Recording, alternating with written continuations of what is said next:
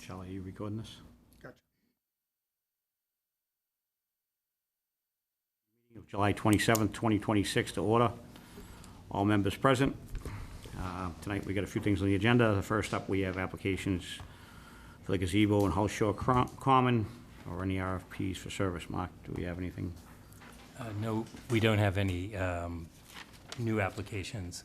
One question I did have was whether the folks who put in the application for the original July 18th date need to resubmit anything in terms of a revised date, or whether it's just fine as is in terms of approval.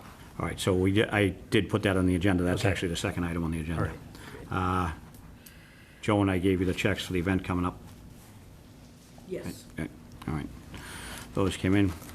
Second thing on the agenda, we have a request by the Hull 250th Committee for a change of date for the 250th celebration on the Hull Shore Common. They're looking for an August 14th, 2026 date with a rain date of August 15th, 2026. So, obviously, they got browned out by the smoke from Canada, and so they canceled the fireworks display that night. And so they're looking to reschedule it for August 14th and a rain date of August 15th. So all the other details are the same. It's just a matter of date change. So I'll entertain a motion if somebody would like to make it. I'll make a motion that we allow them to change the date with no change in anything else. All right, so motion made by Dan Kernan to change the date for August 14th with a rain date of August 15th. Is that correct? That's correct. Correct. Second by Murray. Seconded by Ann Murray. All those in favor signify by saying aye. Aye. Aye. It's unanimous. All right, next up on the agenda, we have the parking vendor requests, looking to extend the hours of operation until 10 p.m. on the night of the fireworks on August 14th or 15th, if it depends on the rain date. They're looking for the same, it's the same request that they looked for the previous date that got washed out.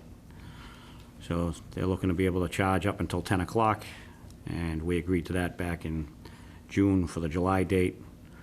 And on that, I don't know if any... Which, is this both lots or? Both lots. Both lots. Yep, Was it till 10 o'clock back then? till 10 o'clock, Yes. yep. All right. And a quick question on Lot C. Didn't we say that both lots have to do $15 after?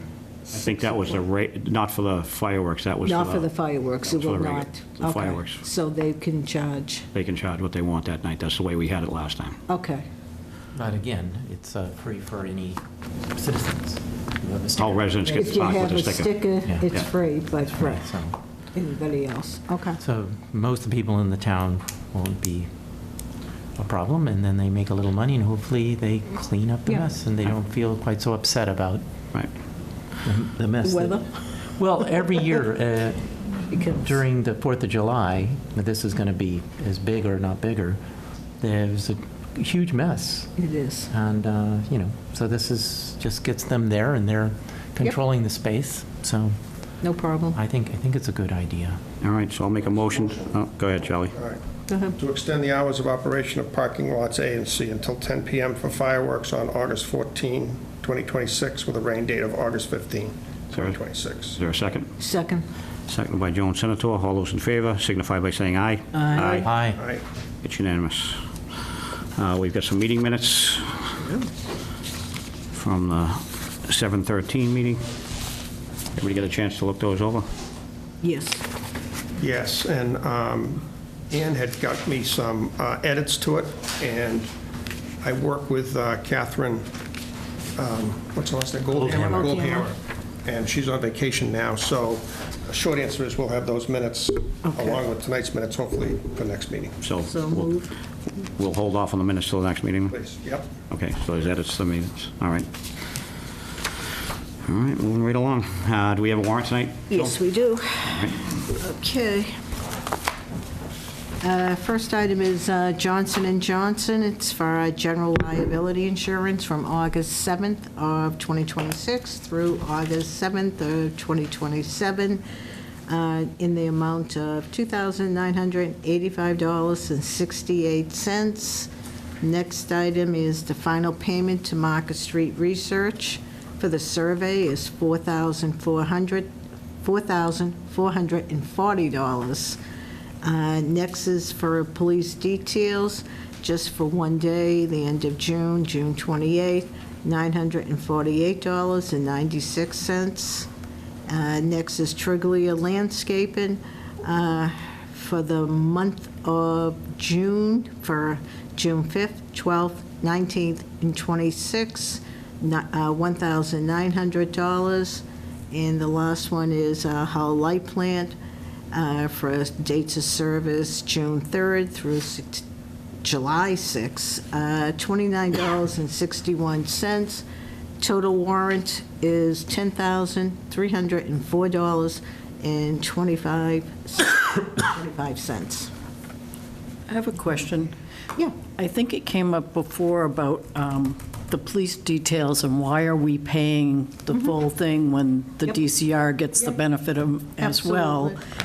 So I'm curious what the rationale was or what the discussion was back then about it. People mention about the Itasca Land Reservation Trust money, and I think if people go back and look at our minutes, we had a conversation even with Jen Constable, and that money is not used for parking, but it's in, and Dan, correct me if I'm wrong, because you were involved in these meetings, that it's used for the upkeep of the DCR parking lot.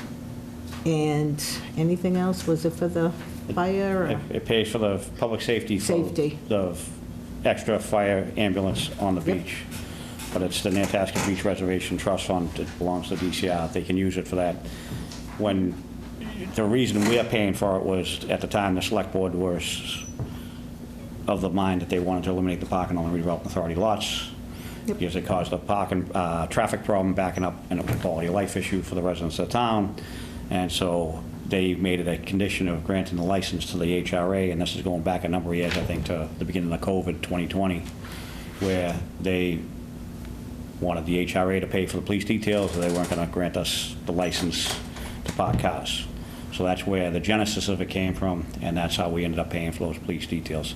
I don't think it hurts to ask for the DCR to help pay for them. I don't know if we'll have Ask any again. success in that, but, you know, there's a direct correlation between that and the fact that the town raised the cost of the permit fee to the vendors from $10 per car to $50 per car.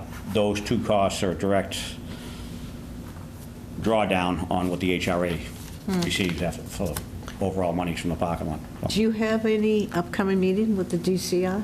I'm not aware of the next one. I know that, I Okay. believe it's quarterly. It should be coming up at the end of the summer, September Okay. sometime, or early October. Well, personally, I think that should be something on the agenda to discuss with the DCR going forward I will be happy to raise it. and/or the town. Yeah. If they're good, if the town's making that much more income, you know, we're not getting anything. Somebody should be kicking in. And considering we have only opened Lot A, so our traffic flow isn't bad. A lot of it is the DCR. Well, you know, the traffic in Hull is bad regardless. Yeah. And it's not the HRA's Responsibility. mission to solve the town's parking and traffic Nope. issues. And that being said, just a word about the parking. I know there's been some, it's got a lot on social media about the main lot not being open for the season. I can tell you, so far this season, the only time that we would have used the main lot were 3 days. Yep. Well, we were at capacity on lots A and C. So, just want to make that statement to the public. Any other questions on the warrant from the board? So, I got one, just so it doesn't affect the moving on thing, but the police detail is for the entire day? That one is, yes, it's 2 shifts. 2 shifts? I'm not sure that. Because it's hard, Wait a minute. with so much fewer cars now, even on the most extreme 8 days, hours. it just doesn't make any It's for sense. 8 hours. It's For an 8 8-hour hours. shift. Yeah. If you it look was, at your invoice. yeah. if Part of it is people, in the earlier part of the day, people looping around, they're looking for a free parking space. So that causes a traffic problem by itself. And, you know, it gets back to the road configuration because people are driving down, they want that free parking space, they don't want to pay But it's not- $20 or it's- $40, so they But loop it's not around. linked to the fact that we have paid parking. So we're just providing this police service. It would be there, even if there was no, if we provided no parking, they're going to do that same loop because, But if we were providing no parking. Parking, we then we're wouldn't- not paying. We wouldn't be paying for the details, I'm closing it off. right? all right, it's just part of the town fee. All right, we just, I get it. I get it. I know. We tackled this, and I'm going to tell you. Yes, we went These around here. invoices, I just got another one today. I mean, it's a lot of money for the police detail. Okay, and, yeah. by How the time we, much has it been so far this year? You know, ballpark? I know last year was about 30 grand, yeah. Yeah. roughly. It probably would be about that. Yeah, same, And then, right. you know, if you look at our expenses versus, our expenses plus, you know, taking care of the mowing and everything else, you know, and what we took in, Yeah, it, you know, it's not a. takes a good chunk of our change. Yeah. So,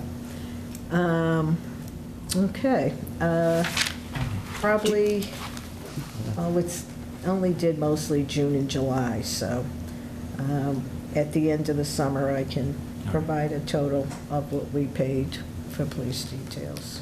Do you need a motion for just the total, or do you need the breakout? Motion just for the totals we do. Yeah, I move to approve the warrant of July 27th, 28, in the total, as presented, in the total amount of $10,304.25. Motion made by Murray, is there a second? I'll second it. Seconded by Dan Kernan. Charlie, it's gonna. All those in favor signify by saying aye. Aye. Aye. Thank It's you. unanimous. Today All right, is- next up, we've got a board discussion of survey results and next steps. Last time, we got the summary report on the survey. And so I'm hoping everybody's thinking about where we should go from here, and I think we should start that conversation. That being said, I'd like to put a request in that Market Street Research provide all the board members with the raw data as well as the summary, so we can look at the raw data as well. And so when we get into discussions of the next steps and where we go from here and what our next moves are, we have that raw data and the comments. I would appreciate getting a printed copy, because trying to read a lot of stuff online, I just, If they send it, I'll print you a copy. yeah, okay. So can you put a request into Market Street Research for that? All right. So as far as next steps, I think the board should be, you know, considering what the survey said and considering what the mission of the board is. And let's, you know, I know everybody has their preconceived notions of what they believe should be on there and how it should work. And I don't think that the survey is going to change a lot of that. I believe everybody believes that, you know, we need open space, and the majority of it should be open space, but, you know, I think we should be looking at parcels that could be developed, may be developed, because, as we're talking about earlier with parking revenues, after you do the parking revenues, factor in the expenses and everything else, there's not a lot left on the bone, and we are a redevelopment authority, and we do have a mission to fulfill. It was created by taking 76 properties from property owners by eminent domain.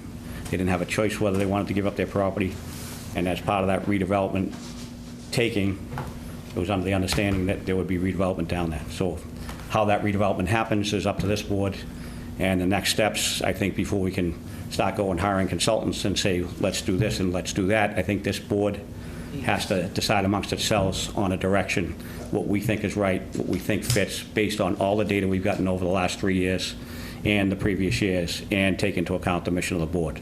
Those are my personal thoughts. I can't say I'm speaking for the board. I'm speaking as a board member, longtime board member.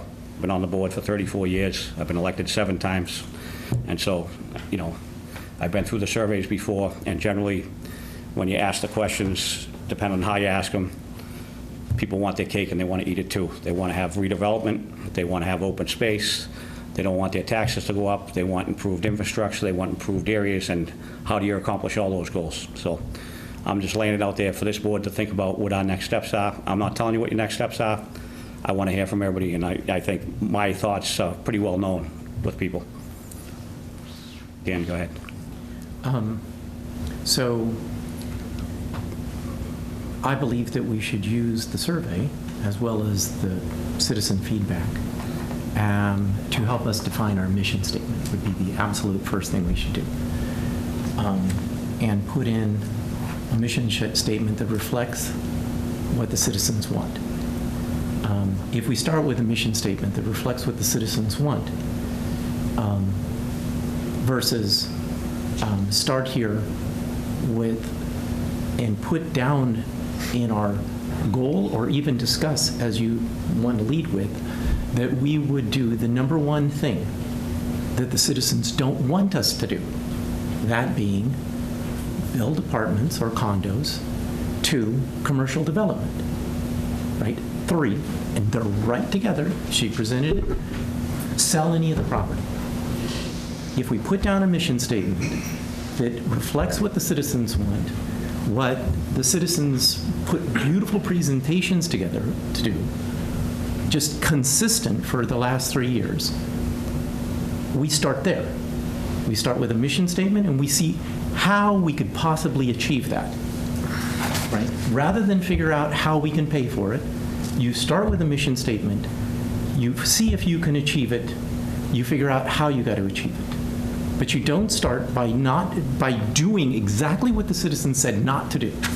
We do not lead by selling the property. We do not lead by building apartments. We do not lead by violating what was fundamentally their number one desire, what we should not do.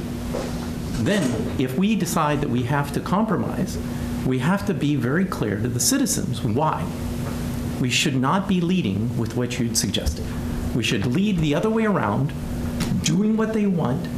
If we can't achieve it, then we go back to the community and say, geez, this is what we can do, but it will cost. We need to compromise in order to achieve the goals the citizens want. So I come from exactly the other side, Bart. I believe we need to lead with what the community wants. Ultimately, we're accountable to the citizens. Ultimately, the select board wants to take this to a vote. At least that's what they've told me.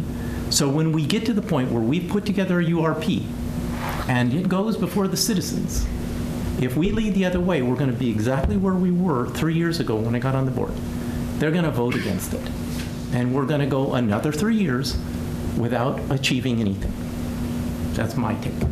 So, go ahead, Dan. Before Dan spoke, I was just going to add to your history for those who, again, may not know it. It should be mentioned that, yes, I think it was terrible things were taken by eminent domain. I can understand that. I could imagine how emotional it was for those families. But people need to know that the property owners did receive market value at the time, and they did receive help relocating. So, you know, that's part of the history, too, and I think it's important that people are aware of that. Having said that, I agree with Dan. I do think we need a better direction to whoever we might end up hiring as a consultant. I do think we need to hire a firm that is more geared to designing public spaces, landscaping, that kind of thing, than a brick and mortar architect. So, and in order to put it out to bid, I think we probably have to have some sort of mission statement. I think it should be pretty general based on the, yes, open space community use. That was clearly the message from the surveys. I'd also like to hear what Mark has to say, since I understand he's the resident expert here and can maybe direct us in what's the next best step. I mean, I do think that the findings of the survey, the general findings of the survey, should guide the overarching mission of the urban renewal plan, and then there will be specific issues of one thing that isn't brought up within the survey results is the mechanisms for financing it. And so putting together a menu of what are the possibilities in terms of federal, state, and local resources, a bond, a property tax levy, Community Preservation Act, selling particular parcels of land, so that that can be part of the discussion of,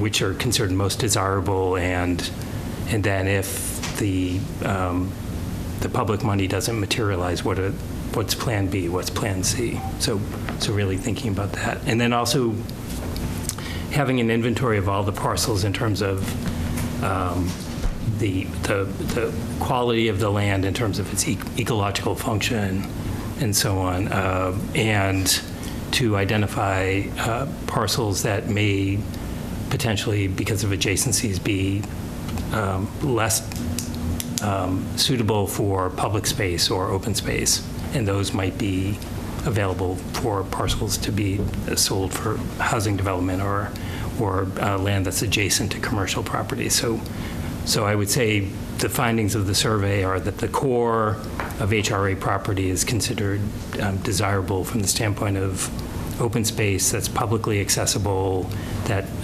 preserves and protects natural features. That's very clear from the survey. But then at the edges of the HRA property where it's adjacent to residential uses and commercial uses, those might be the locations that, if need be, would be suitable for potentially selling a parcel here and there, like small bits and pieces. And I've worked on projects where doing agricultural protection of farmland, identifying the prime farmland, making sure that that's preserved, and then as part of the financing package, there might be some parcels at the periphery that are less suitable for preservation and potentially more suitable for raising revenue to finance improvements like infrastructure and so on. I don't know, is that helpful? Very, very That much. makes I just want to sense. clarify, when you're talking about that periphery, that's if necessary, Yes. Yeah. only if necessary. Right, that might not necessarily be the first option. So one of the things HRA can decide is what the priorities in terms of types of funding, and make their way through the different options. What's the top option, and then if that doesn't materialize, what's the next option, and so So on. the reason that I ask that is that there's a disconnect in thinking about this. And I don't know if it's directly reflected in the survey, but I think that Bart and I like to waste everybody's time arguing about our different I don't think perspectives. it's wasting time. All right, maybe because you think you're winning, probably. But anyhow, there's the slant here is that we're trying to generate revenue beyond the scope of what's necessary to preserve the land. And I believe the feedback in the survey is that that is absolutely the least desirable thing to do with this property.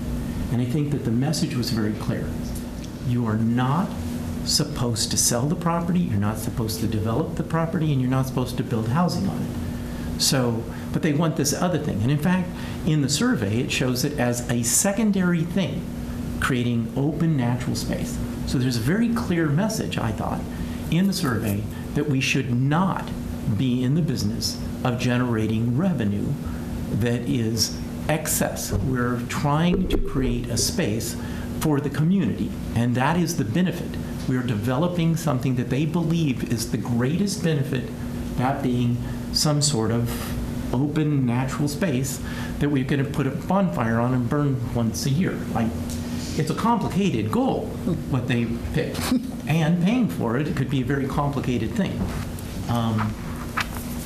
But I think that the message is clear. So that being,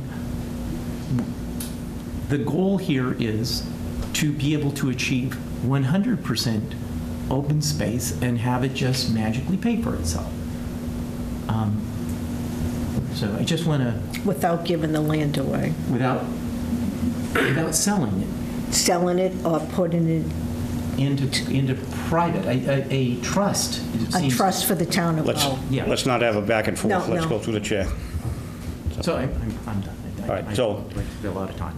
I can appreciate what you're saying, Dan, but I disagree with you, and for a few reasons, right? The Redevelopment Authority, when it was created for economic development. It was created to create housing choice. It was created to create economic development for the town of Hull. The survey was done to get feedback from the citizens, and so now we're left with how do we accomplish the goals of citizens and the goals of the survey, and provide what the original mission of the HRA is, to provide the housing choice, provide economic development, and provide some tax relief to the residents. And so I think you have to look at the overall property as a whole. There's 13 acres there. And when people say, oh, you should pursue funding opportunities, we did pursue funding opportunities. We did get funding opportunities. We have funding opportunities right now to do a two-way road system that would eliminate the need for details at Phipps Street. And so even if you did the two-way road system and you didn't develop anything, there would be a gain of 2 acres of open space. Right now, we have 13 acres of land. There's a gain of 2 acres. That's 14 acres of land. Now, like Mark said, if you look at the periphery of the property, you have a parking lot at Fifth Street where we're paying for details. That parking lot at Fifth Street brought in $78,000 in a permit fee this year. We're spending $30,000 on details. All right, we're down to $48,000 on that lot, right? And so you got a neighborhood back there. We've heard before, let's bring the neighborhood back. When you're driving out of town, that doesn't really affect the view going out of town. So I think you could say, hey, that 2 acres, that should be in play. Then I think the majority of the town, I agree wholeheartedly, agrees that the whole open space should be open, ocean to bay. You should have a connection from the bay to the ocean, ocean to bay, and make it easy for people to cross. Right now, you got to cross 6 lanes of traffic to get from the ocean to the bay. Everybody says, oh, use it for community events. I don't think they envisioned when they took 76 properties away from private property owners that we're going to use it for a bonfire on Thanksgiving Eve once a year, and we're going to have the biggest fire in the whole South Shore once a year, and we're going to have a carnival for 2 weeks a year. That's not the mission of the Redevelopment Authority. I think the event space there, absolutely. Can we have a carnival there? Absolutely. Should we have a bonfire there after it's all cleaned up and made nice? Maybe not. Maybe we put a big fire pit where people can gather and you can have different types of events. Then you look at the periphery again. You look at Water Street lot. You look at the corner of Bay Street. There's lots there. You got parking for the hotel that's under agreement. Maybe you're swapping the hotel parking back over to Water Street. With the road changes, you're widening out on the bay side. You're picking up almost 2 acres of space over there. You're picking up 27 feet the whole way from Cumberland Farms, the monument, all the way down almost to Apostolus, or where the bakery is.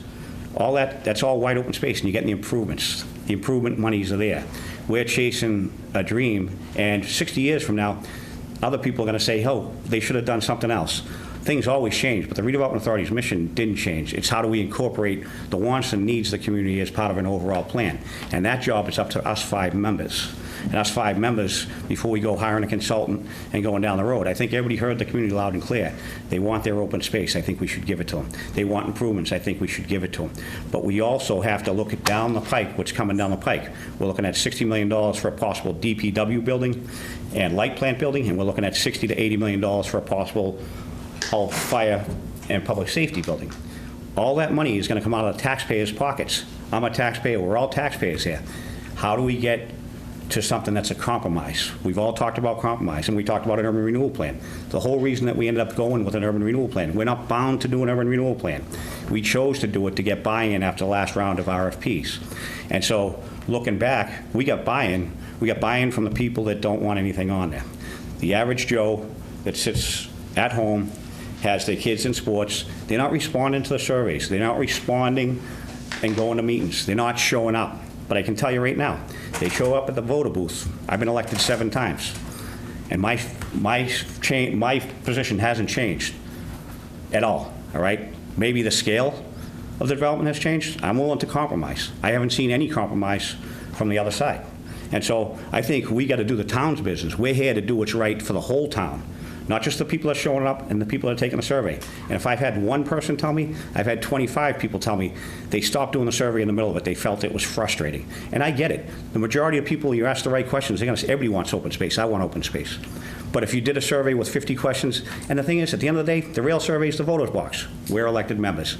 It's up to us to make the decision and then move it to the next level and go from there. So I think we're going to go around in circles forever, and we'll be here 3 years from now having the same conversation unless this board starts to make some decisions.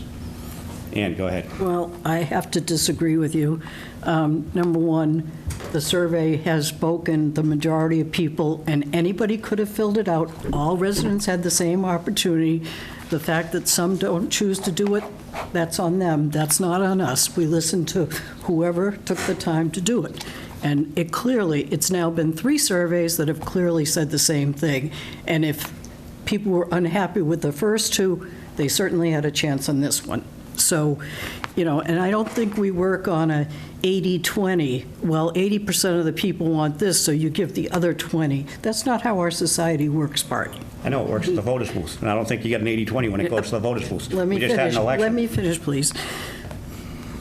You're also building in a flood zone. We all know it's a flood zone. It doesn't make any more sense to build more in a flood zone. Residential abutting a public space, you're always going to run into conflicts with noise and, people going through my front yard. So building next to a public space, to me, doesn't make sense. It's just going to add to the residents in that area having an issue with that public space. This whole idea of bringing in tax revenue, honestly, I don't buy it. I don't think that bringing in some tax revenue is going to make my taxes or your taxes go down. I just don't see it. The fact is that utilities in this town are reaching capacity. I mean, we were told that there was enough water for Wayfair or whatever it's called these days, and then then one board's told that, and 2 weeks later, another board's told, oh, no, there isn't, and then we find out after it's, approved, then they're told, get 20,000 gallons a day, from someone else for these hot days. We're pushing capacity, so building more, again, does not make sense to me until we have the infrastructures, that can support that. And we're hearing on water and we're hearing on electricity. So I'm very much against building on the HRA. I do agree we need affordable housing. I agree with Joan when she said, if we can do something for that, have it somewhere else, that makes sense to me. But I just don't see building on that property. And I understand what you're saying, that it's off to the side, but again, it's going to abut a public space, and it's going to create more issues. I mean, look at the places we have now, that there was residential there, or there was a restaurant there, and then residential was built, and all you hear about is noise complaints, because in this town, noise carries. It's amazing over water and whatnot. So I just see it. And finally, I think I've heard from a number of people who are involved in environmental things and open spaces that people are craving that. And it is bringing people, and it is bringing economic development in and of itself. And I think we need to explore that. And I think we need to explore, you keep saying to me, Ann, how are you going to pay for it? I've said it before. I'm smart enough to know what I don't know. But there are people out there who can help us with that, and I think we have to explore every avenue of that and get some of those experts in. And I don't care who they are, if it's Wildlands Trust or if it's Trust of Public Reservation, whatever. Let's hear from them and start getting some solid advice before we discount the fact that we can't get the funding. So that's where I stand, pretty black and white. I'd like to hear from the other members of the boards to know where you guys stand. Dan, go ahead. Oh. I just really want to hear from Charlie and Joan, because there's 5 of us. We're representative democracy. Absolutely. You two are. Yeah, I mean, I didn't campaign much, but I did write one letter to the editor, and I did highlight what I felt was the best use, and it wasn't I told people, I didn't come in with any agenda. I talked to quite a few people. In fact, dozens of my meetings were really held at the gazebo down on the corner of Bay Street, which was just a really great visual to look and see the potential there. I've got a couple thoughts. Probably coming back, one of the most disappointing thoughts was reading in the Times that 50 50 years ago, and the election of 1976, there were over 70% of our population voted, and this time only 21 or so percent of the survey. Great turnout for the survey, but again, 10%.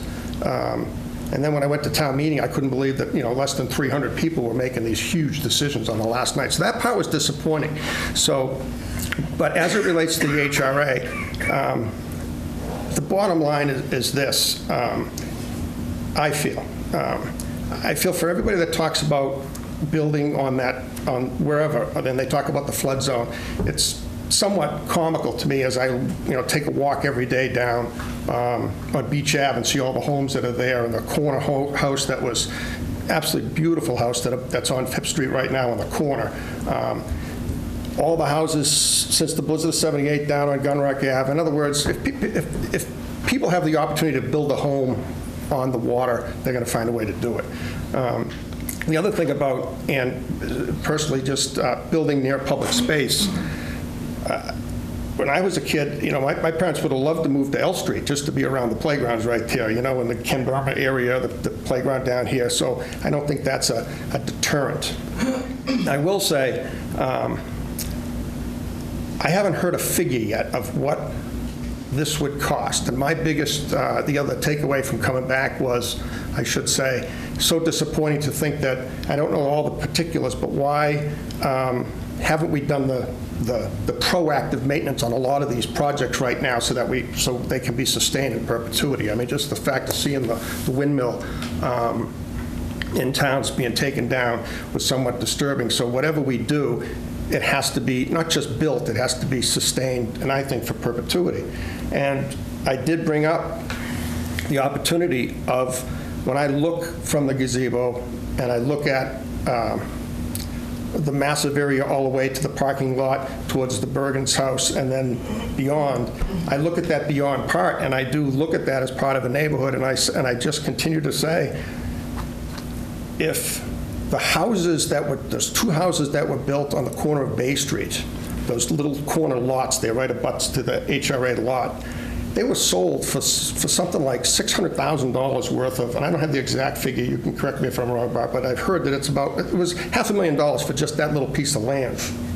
I think what people, the way I would look at it is, if you sold off some of the land where Lot C is right now, and you take that money, the difference with that money, let's just say you had 6 or 8 single-family homes, and you sold that off, and you'd have $5 million. The difference is the developer doesn't get the $5 million. The $5 million would go to the HRA, which then could put this bay to ocean concept and make it a reality. I do not think that the money is out there, because I personally think that it's every bit of a $5 million to $8 million job. I may be totally wrong, but I am continuing to get more information. I'm actually going to Wildlands Trust. I've got a meeting with Karen. I really want to hear from her. I want to hear what it's about. I want to hear how much she thinks it costs.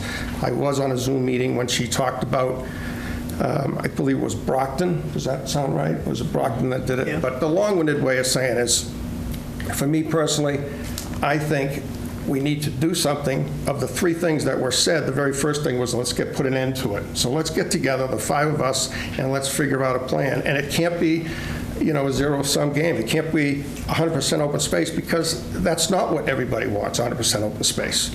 And it's not, back in the day, there was casinos, or, I can't remember. There were so many different iterations. But I'm not advocating for any condos.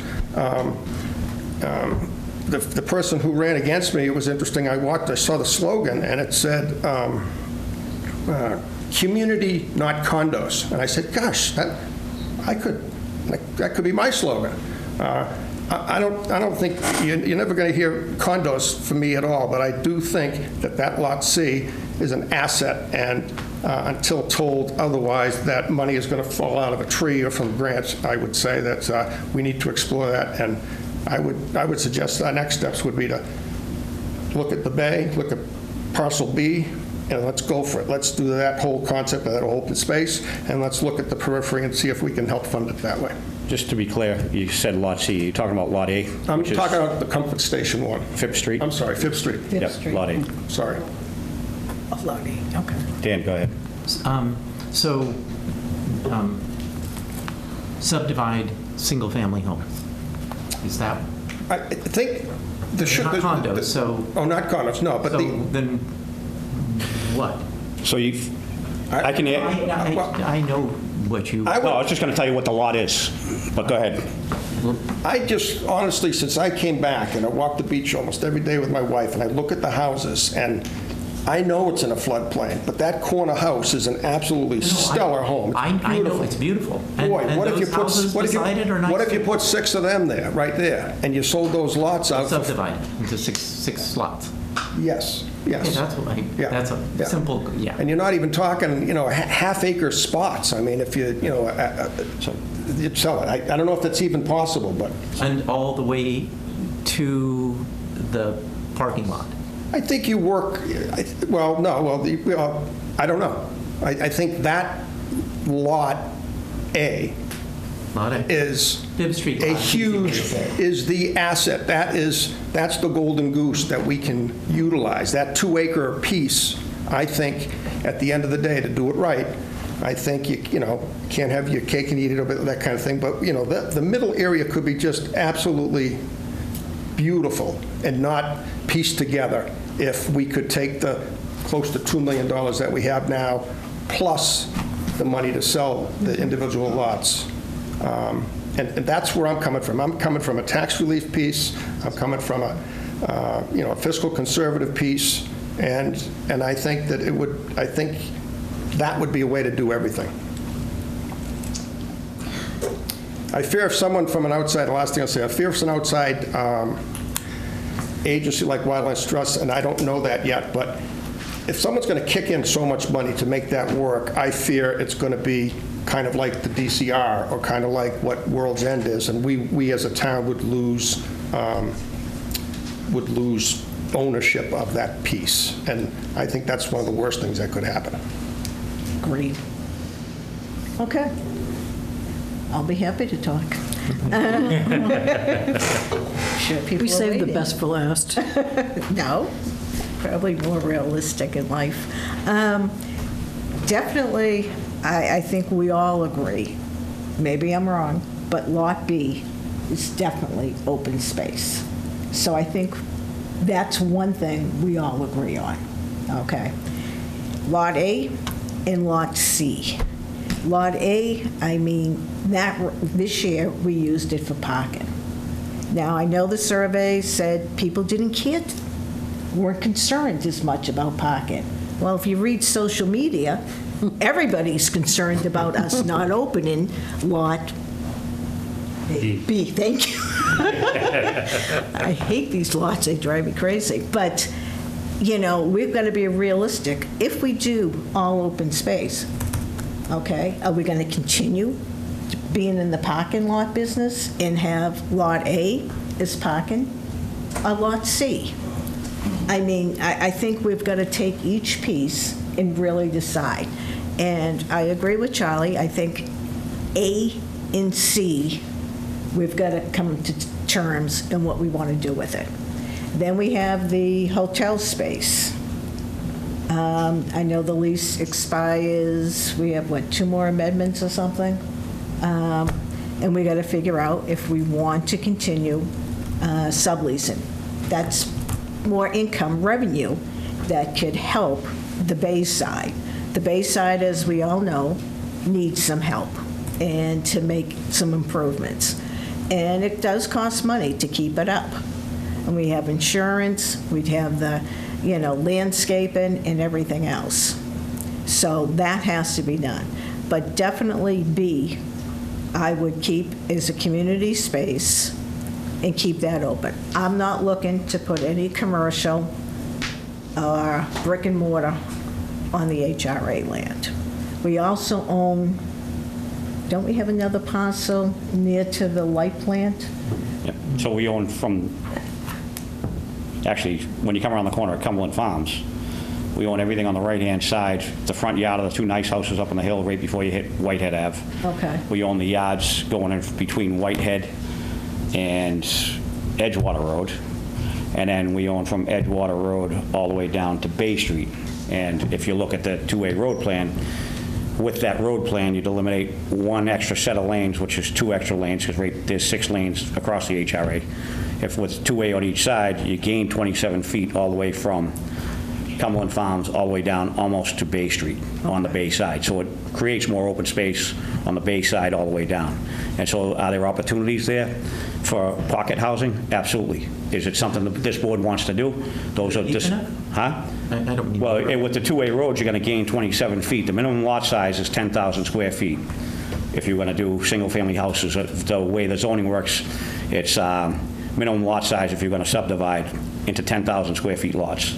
And on a 10,000 square foot lot, you could get up to 3 units on it. Up to 3. You could do 1, 2, or 3 families on 10,000 square foot lot. So if you looked at Lot A, Yep. that lot's roughly 92,000 square feet. Each of those lots, a 10,000 square foot lot, has to have 100 feet of frontage on a road. So you'd have, if you were gonna do something like that, if the board decided, hey, we're gonna go down this road, and we wanted to say, hey, we're gonna subdivide parcel A or whatever, you'd look at it and say, how many lots can we get out of it? And it's not, let's get the maximum number of lots out of it. Let's look at it holistically and say, how many lots can we get out of it, and we do it right and leave a periphery, because you have the War Memorial Monument there, you have other stuff. And so even those lots, if we subdivided them, the maximum lot coverage would be 30% with the structure itself, except for decks less than 5 feet off the ground, can cover the lot. And then we can put our own, we don't have to follow what the zoning says. If we decided to craft an RFP and put those lots out, we could craft an RFP that says, we want this type of design, this particular lot coverage, and this particular setbacks. We can modify it, because we set the design standards for the Redevelopment Authority property. So those are the things we can look at what's there, and then you can holistically say, hey, if Lot A, say it's in play, we can say, hey, this is how big it is, this is how many lots we can get out of it, what's the best use, and how much do you think we can get out of it? To Charlie's point about the lot on Bay Street, there was 2 little cottages Right. on that lot. There was, they sold the lot for $630,000, and they had to tear the houses down. So before the developer put a shovel in the ground, he was in for $660,000, $670,000 for a lot that he got 2 units on. And so if you broke it down and you say you did something like Charlie said, Lot A, and you got 8 lots out of it, Okay. you're looking at, So we close to have, $5 million. The subject, though. I mean, we were wondering about whether or not those little lots that are along the road would be big enough lots to build on. you have the light plan?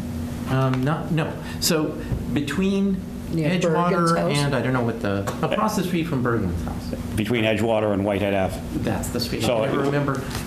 Those aren't quite big enough currently to build on, and one is being used as an egress for a house that used to be a cottage house, part of another lot, and got divided. Let's see. And then, I don't know if they have and then, like the front yard of that house that has the cement staircase going up to it, we own the cement staircase, and it's kind of a little triangle wedge. Are you talking along Nantasket between Yeah, so as soon Cumberland as you and go past, yes, Edgewater? as soon as you go past Cumberland Farms, immediately past Cumberland Farms, we own a slice of land that has a staircase that you essentially, it looks like it belongs to the house right above it. It's like their front steps. Yeah, that wouldn't be large enough to build on. You may have a parcel between Whitehead and Edgewater. So the second lot, you might have. But you got to look at the depth. We'd have to look at the surveys and see what the depth is and the width. It definitely has the 100 feet of frontage. It probably definitely has some overall land area. The question is it hemmed in with the lot size? And then, but, I mean, the new changes. I don't know that it wouldn't be buildable. There may be some challenges with it. And then you have, initially in the RFP, we talked about the corner of Edgewater Road being a municipal use where adjacent to the light plant. Right now, the light plant uses part of our land for a parking lot. So I don't know that, that's a whole nother conversation. Right. But then we have the lot. That's a different thing. Then we have the lot at Bay Street adjacent to the hotel parking. that is next to the two houses there, that's an outlier. That potentially has the lot size and the frontage. So you could pick and choose without eating up the main parcel and give the majority of the survey, the people that took the survey, the gist of what they're looking for, while still bringing some revenue to the table for the town and still getting some economic development and still being able to say, hey, you know what? We've accomplished the goals and we've created the space and we've got the money to maintain it in perpetuity without giving up control to an outside interest. And we're in the position we can put deed restrictions on it so that in the future it stays. Because, 20 years from now, 50 years from now, somebody else could be in control and say, hey, you know what, we're going to carve it up. And I can show you pictures going back to the 1860s, 1880s. There's been buildings on that property from the 1880s all the way up through the 1970s. And so let's strike that balance, because I get it, people want to provide space to out-of-towners to go to the beach and stuff.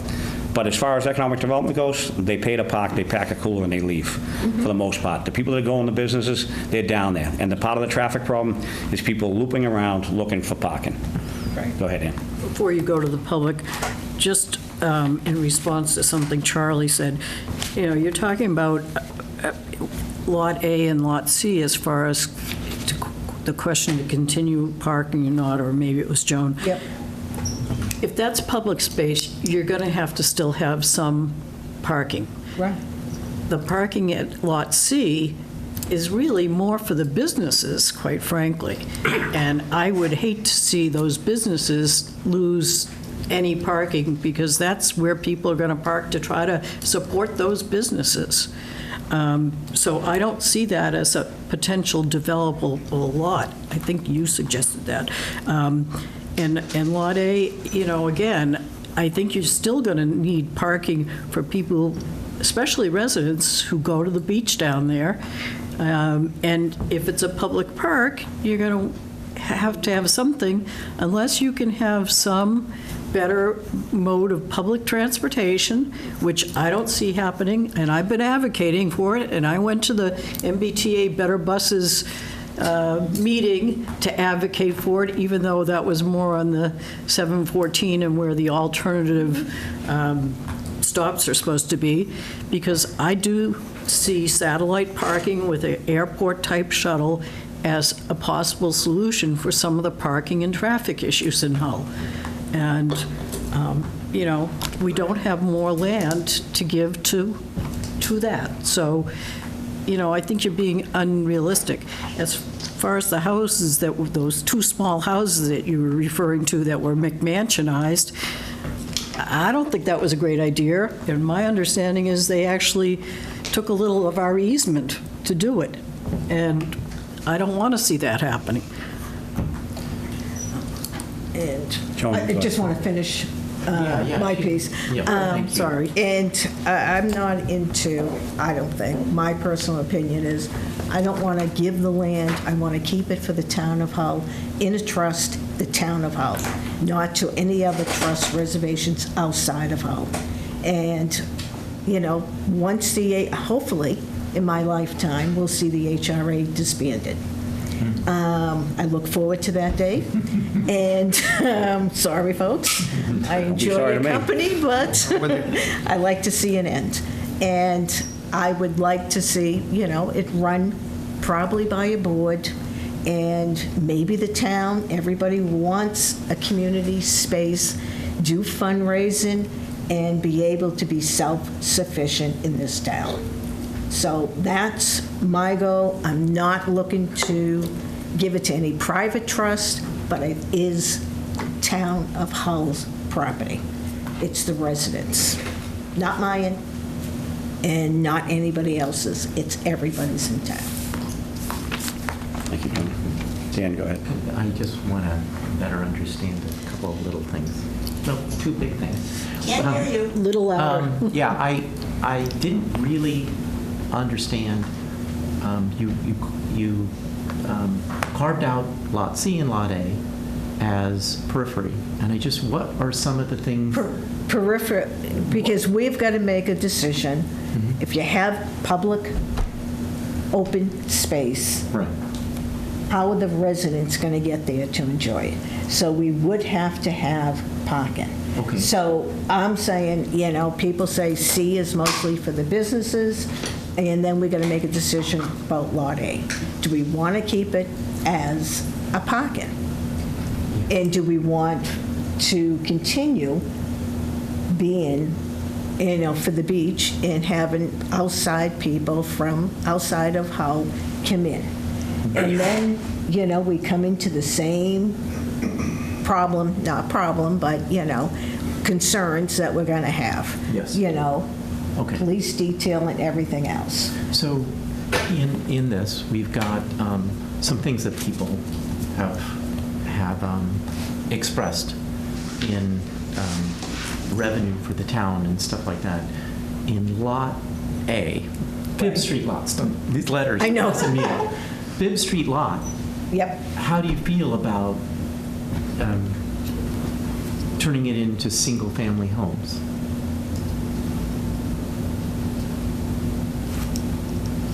If they're going to do anything, my first choice would always be affordable housing somewhere in Hull, but I do not see any housing on Lot A, B, or C.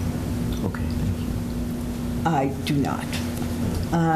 That's my personal opinion, but, I know we have to compromise, so I would, this is just off the cuff tonight. I mean, I haven't really went through everything. Sorry to put I you on the haven't. spot. It's just No, that- I mean, I'm these are just the being. things that we're a representative democracy. And that's why I- That's got to come up with something. And that's so why I just- said, we do have other pieces of property. We have that piece of property near the light plant. I mean, I think when Dennis was here, he even made the suggestion of using that to do some affordable housing. I don't know how big the lot is. I'm not a surveyor or a building person, but I don't know if we could. I mean, if that is something we could sell off, do anything. But I think we have to look at each piece. I think we're in agreement that we all want community open space. But again, our weather, you're going to have to build something that's going to be resilient during the winter. And, this year we kept Lot B open with the hopes, because everybody wants events. Well, nobody's coming knocking at our door with applications.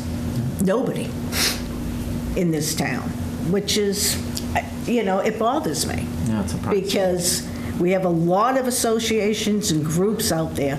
I would have loved to see somebody come to us, even to do a weekly farmers market, to do anything. I mean, we see tons of suggestions, and we're only 5 people, and we're not event planners. But, with all this energy right now with the citizens, I would like them to come up with something and use the space. The space is there. So, Charlie, go ahead. Yeah, just, I appreciate that, Joan. I continue to look at the Fifth Street parcel as an asset. And so when I first came here, the affordability was this, affordable housing was a big issue. And personally, I thought it was ludicrous to think that the most pristine piece of property in town was going to be for affordable housing. But I researched it a little bit, and I know I live right next door to the homes here. And there's even a spot for another, there's 1, 2, 3, 4. I think there's 5 8-unit buildings there, 5 8 units. So there's 40 units. And there's enough for another 8, another building, so another 20, it could be a 20% growth. By being the developer of this land, we control, I believe, we control the money that comes in. If we sold it to, to build a couple of houses, and we realize, because people keep telling me that money's out there, so we should be doing, I see us raising money to make this beautiful space from the bay to the ocean in perpetuity. At the same time, other people said that they can fundraise for it. We're building up this fund that's going to maintain that forever. It's going to bring in some revenue to the town with these few homes, And it could possibly, with excess money, be given, I don't know how that works, but, you know, it's more money for affordable housing potentially. I don't know how that works, but this whole thing is a huge asset, and we could go back and forth. There's going to be pros and cons forever. I mean, when I keep thinking about parking's not an issue. I mean, everybody continues to say it is. I mean, from basically Memorial Day to Labor Day, it's pretty bad, but the DCR lot, that parking lot it's not charged in the wintertime. It's right. It's you could park there, I believe, right? I mean, I park down the foot of the hill. That's pretty good access to a beautiful piece of open space. And, you know, with the pickleball courts went in down at Kimberma, I mean, people just find places to park. So, I mean, that shouldn't be the reason not to do something. Just to follow up on what Charlie said, the HRA falls under the same governance as a housing authority or community development program. So as a funding source, the HRA could partner with the Hull Housing Authority to help bring affordable housing to their property. So the exact mechanism and how that would work would have to be worked out, but it's something that can be done, because it was looked at years ago. And then as far as the farmers markets go and stuff like that, it's not that they haven't been tried. I've been on this board for 34 years. People have tried all kinds of stuff. The town manager, when she first got involved in local politics and getting involved in the planning board, she actually organized the farmers market for one summer. And they had vendors down there. The problem with Hull is it's a destination. You're on a peninsula. You have to drive in here. You're not on the way to Weymouth or Boston, driving by Hingham Beach, going to a farmer's market. You're not on the way home. It's not, unless you're coming to Hull for a reason, you're not going to drive by that farmer's market. And so the vendors didn't want to come back after a year because they weren't able to sell their wares. They moved on to a better venue. Hull's a great venue if you're going to have an attraction. If you're going to be a regional attraction and you want to be the regional venue for a specific event, it makes sense for Hull. We're a beach community. We were that destination point when Paragon Park was here. And so we've lost that. When Paragon Park got torn down in 1985, we sat here and watched the strip wilt on the vine for 40 years. We watched the remnants of Paragon Park dilapidate and fall into the ground. And so everybody's, you know, you see it on social media all the time. People are always chiming in. Oh, it was great. You guys ruined the town. It was the greatest when I was a kid growing up. Well, everybody has nostalgia about being a kid. It was the best time in their life. You had no responsibilities. You went to the beach. You went to Paragon Park. But Paragon Park's been gone since 1985. And so the question then becomes what works. And so, you know, you got to be realistic at what will actually work here, and how do we strike that balance to be able to provide what the people want, what they voice that they want in the survey. How are we going to be able to fund it, and how do we accomplish the mission? And if we want to create affordable housing, I think what Charlie said is a good compromise. And you know, that's a $5 to $7 million purchase price if you were to subdivide that Lot A. That's seed money, and if that Lot A was developed, depending on how it was developed, anywhere from 8 to 16 units of housing there, because now with the new Chapter 48 changes under state law for housing production, every single-family lot is now becoming basically a lot that you can put two-family on. And that just came into effect July 1st, 2026. And so if those were done that way, now you're looking somewhere $5 to $8 million value for that one lot. That's a lot to put on the table. And if you look at that built out, you're looking at anywhere from 13 to $22 million worth of finished product if it were developed. And when you look at that as tax generating at $11 and change per thousand, you're looking at, you know, $200,000 a year in revenue without having to pay for police detail, without having to maintain the property, without having to cut the grass, and it provided the seed money to possibly do affordable housing over here at the elderly housing, and to provide the seed money to actually maintain the property and do the park space that we want to do. And then you look at the other book end of it, Lot C towards the commercial end. Maybe there's some ways we can augment that and do something down there without blocking the view for people coming in and out of town. Maybe you make a deal with the hotel, you swap their parking from Bay Street over to Lot C, and if the two-way roads come, Lot C and Lot B are all one giant lot now. And so now you have the corner at the corner of Bay Street that has the potential to bring in some more revenue. And so it's, how do we horse trade and get to a point where we accomplished the goal, we accomplished the mission, and we created the open space? I think, like Charlie said, it's not a zero-sum game. You know, I think we're all in this together. Ann, go ahead. Just I'll get to you after the board. Well, it's on my brainstem, a couple of responses. The farmer's market, yeah, it was great, and it was a great idea. Unfortunately, it wasn't just that it didn't work. You know, location is going to always be an issue for Hull. It's our best assets. It's our Achilles heel. But it was also on a Wednesday, which, you know, most farmers markets are on a Friday or a Saturday or Thursday, Friday, Saturday for the weekends. So, you know, we had to take that day because the other ones were already established. So that was part of what killed the farmers market. Since then, a lot has changed in Hull. The number of year-round residents have changed, everything else. So it may have a better chance now than it ever did then, just for those who didn't know the history of that. Charlie, you made a mention about the parking. Yes, the parking is not needed in the winter. We all know that. But the parking is certainly needed in the summer and the shoulder seasons. So we still have to look at that. I don't think we start by compromise. I think we decide to focus on doing what the public really wanted and told us we wanted, open space and a public community space, and we work towards that as our primary goal. And if there's no way to do that, then we look to the alternatives. And we may get those alternatives in getting plans. You know, I think most design firms won't give you just, here's your plan A, and that's the only thing. They may give you, well, here are some alternatives. So I think that's, you know, down the road.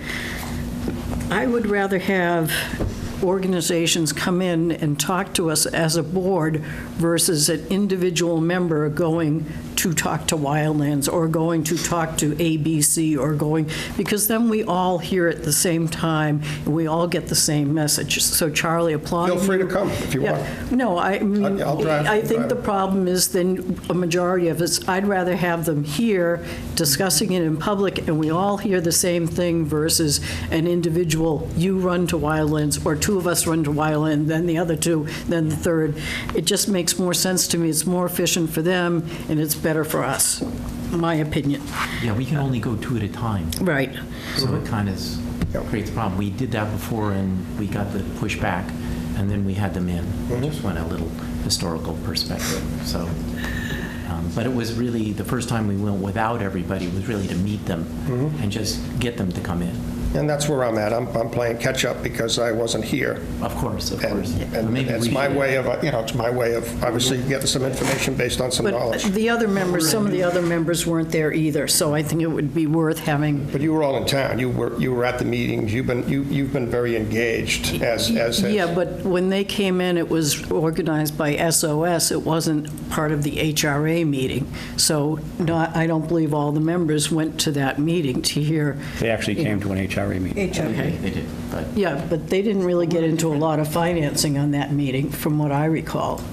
No, no, Yeah, just in general who they So what were. I'm talking about is SOS ran a program and had somebody come in and talk a little bit. I Yep, think- and I'm playing I- catch-up, and I'm going to catch up to you folks who were at the HRA meeting when they Yeah, were. I'm just telling you, they didn't really get into financing options, not at that HRA meeting that I recall.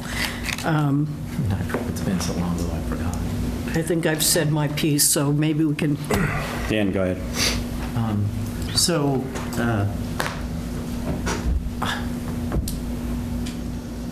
the survey was really clear about the number one thing not to do. So, it's hard to justify pushing back quite so aggressively against parking when the number one thing that the survey concluded wasn't what they wanted, but what we shouldn't do. And the number one thing the survey concluded, which is a sampling of only 1,000 people, kind of random, and they're going to vote. So when you lead with housing, that we're going to sell half of it, you're going to be exactly where you were with Cecil Group. You're going to go and bring this before the citizens, and we're going to do nothing. Not necessarily. I believe strongly that you're not going to get selling the Fifth Street lot. Okay? Now, unless you started absolutely without selling the Fifth Street lot, and we're forced to. And honestly, I mean, your argument is that that's going to happen. But if you're saying I'm going to sell the Fifth Street lot in order to buy affordable housing, or I'm selling the Fifth Street lot because I want to generate revenue for the town clearly told us we are not supposed to do that if we're going to do what they want. Okay? So if you're saying that you need to sell Fifth Street lot because really, when we look at the design, we go out and we reach out and we want to focus on the center lot, and they say, geez, you really are going to have to come up with another way. Because currently, the way the economy is, whatever's going on in the world, there's really not funding out there, right, to achieve what the citizens want. And then you're forced. And all of a sudden, we're all in agreement. If you have to, you have to. But you should be in a have to where you can at least go and take another survey and not make believe that because it's a random sampling of 1,000 people, those are the wrong 1,000.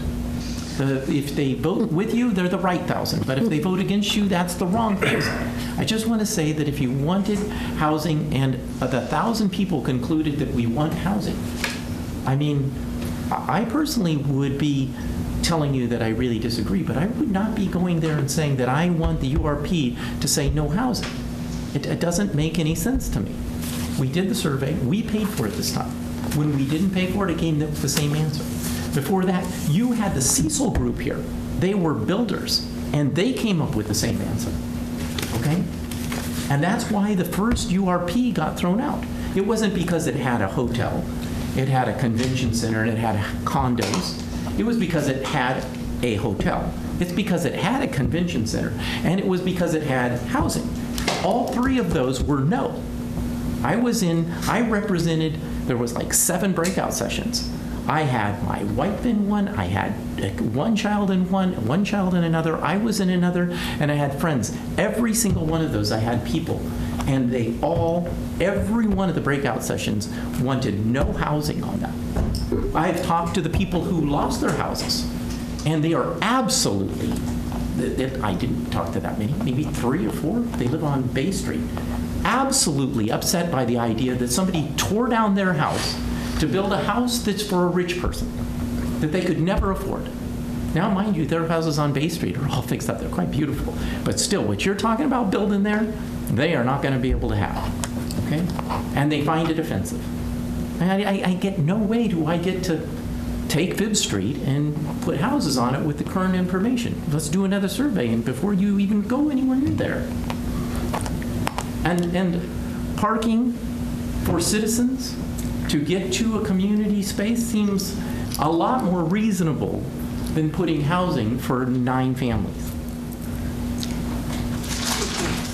Charlie, go ahead. Yeah, just to clarify, I continue to look at that lot as an asset, and you mentioned 2 things. You mentioned what you didn't mention. You mentioned it to be used for affordable housing and for tax relief for revenue. What the biggest asset is to do the space, the open space correctly, I firmly believe is going to be a lot more money than anybody imagines.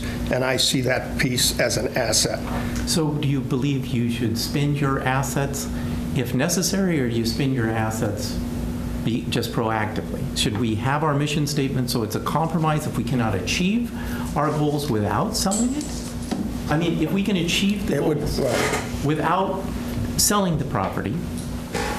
I keep coming to the thing is I think it's time for us to get something done.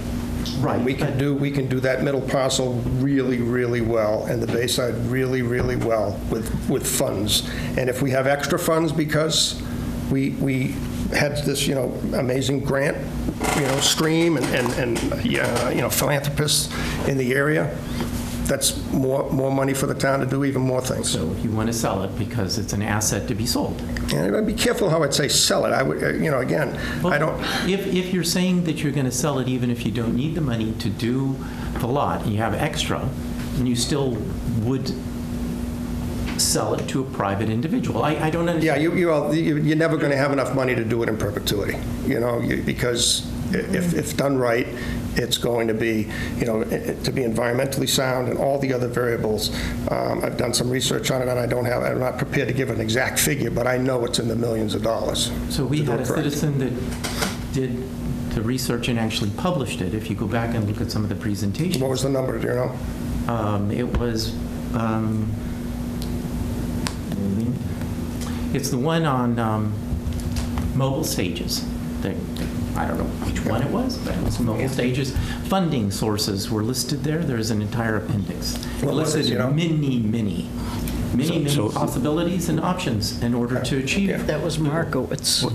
We're getting back into a back and forth here, so I want to keep, But I understand that. we're at the point here where we need to get consensus to move forward on a URP. At some point, we have to be able to. That's assuming we're doing a URP. We don't have to do a URP. Well, the current URP has a hotel and a. Yeah, but if we as a board decide this is what we're talking about, is how we're going to move forward and what we're going to move forward with. Well, we put the other one aside. We did put it aside. It's set aside, so we need to decide by discussing whether or not we even put it back on the table. There is no URP at all Right. on the table.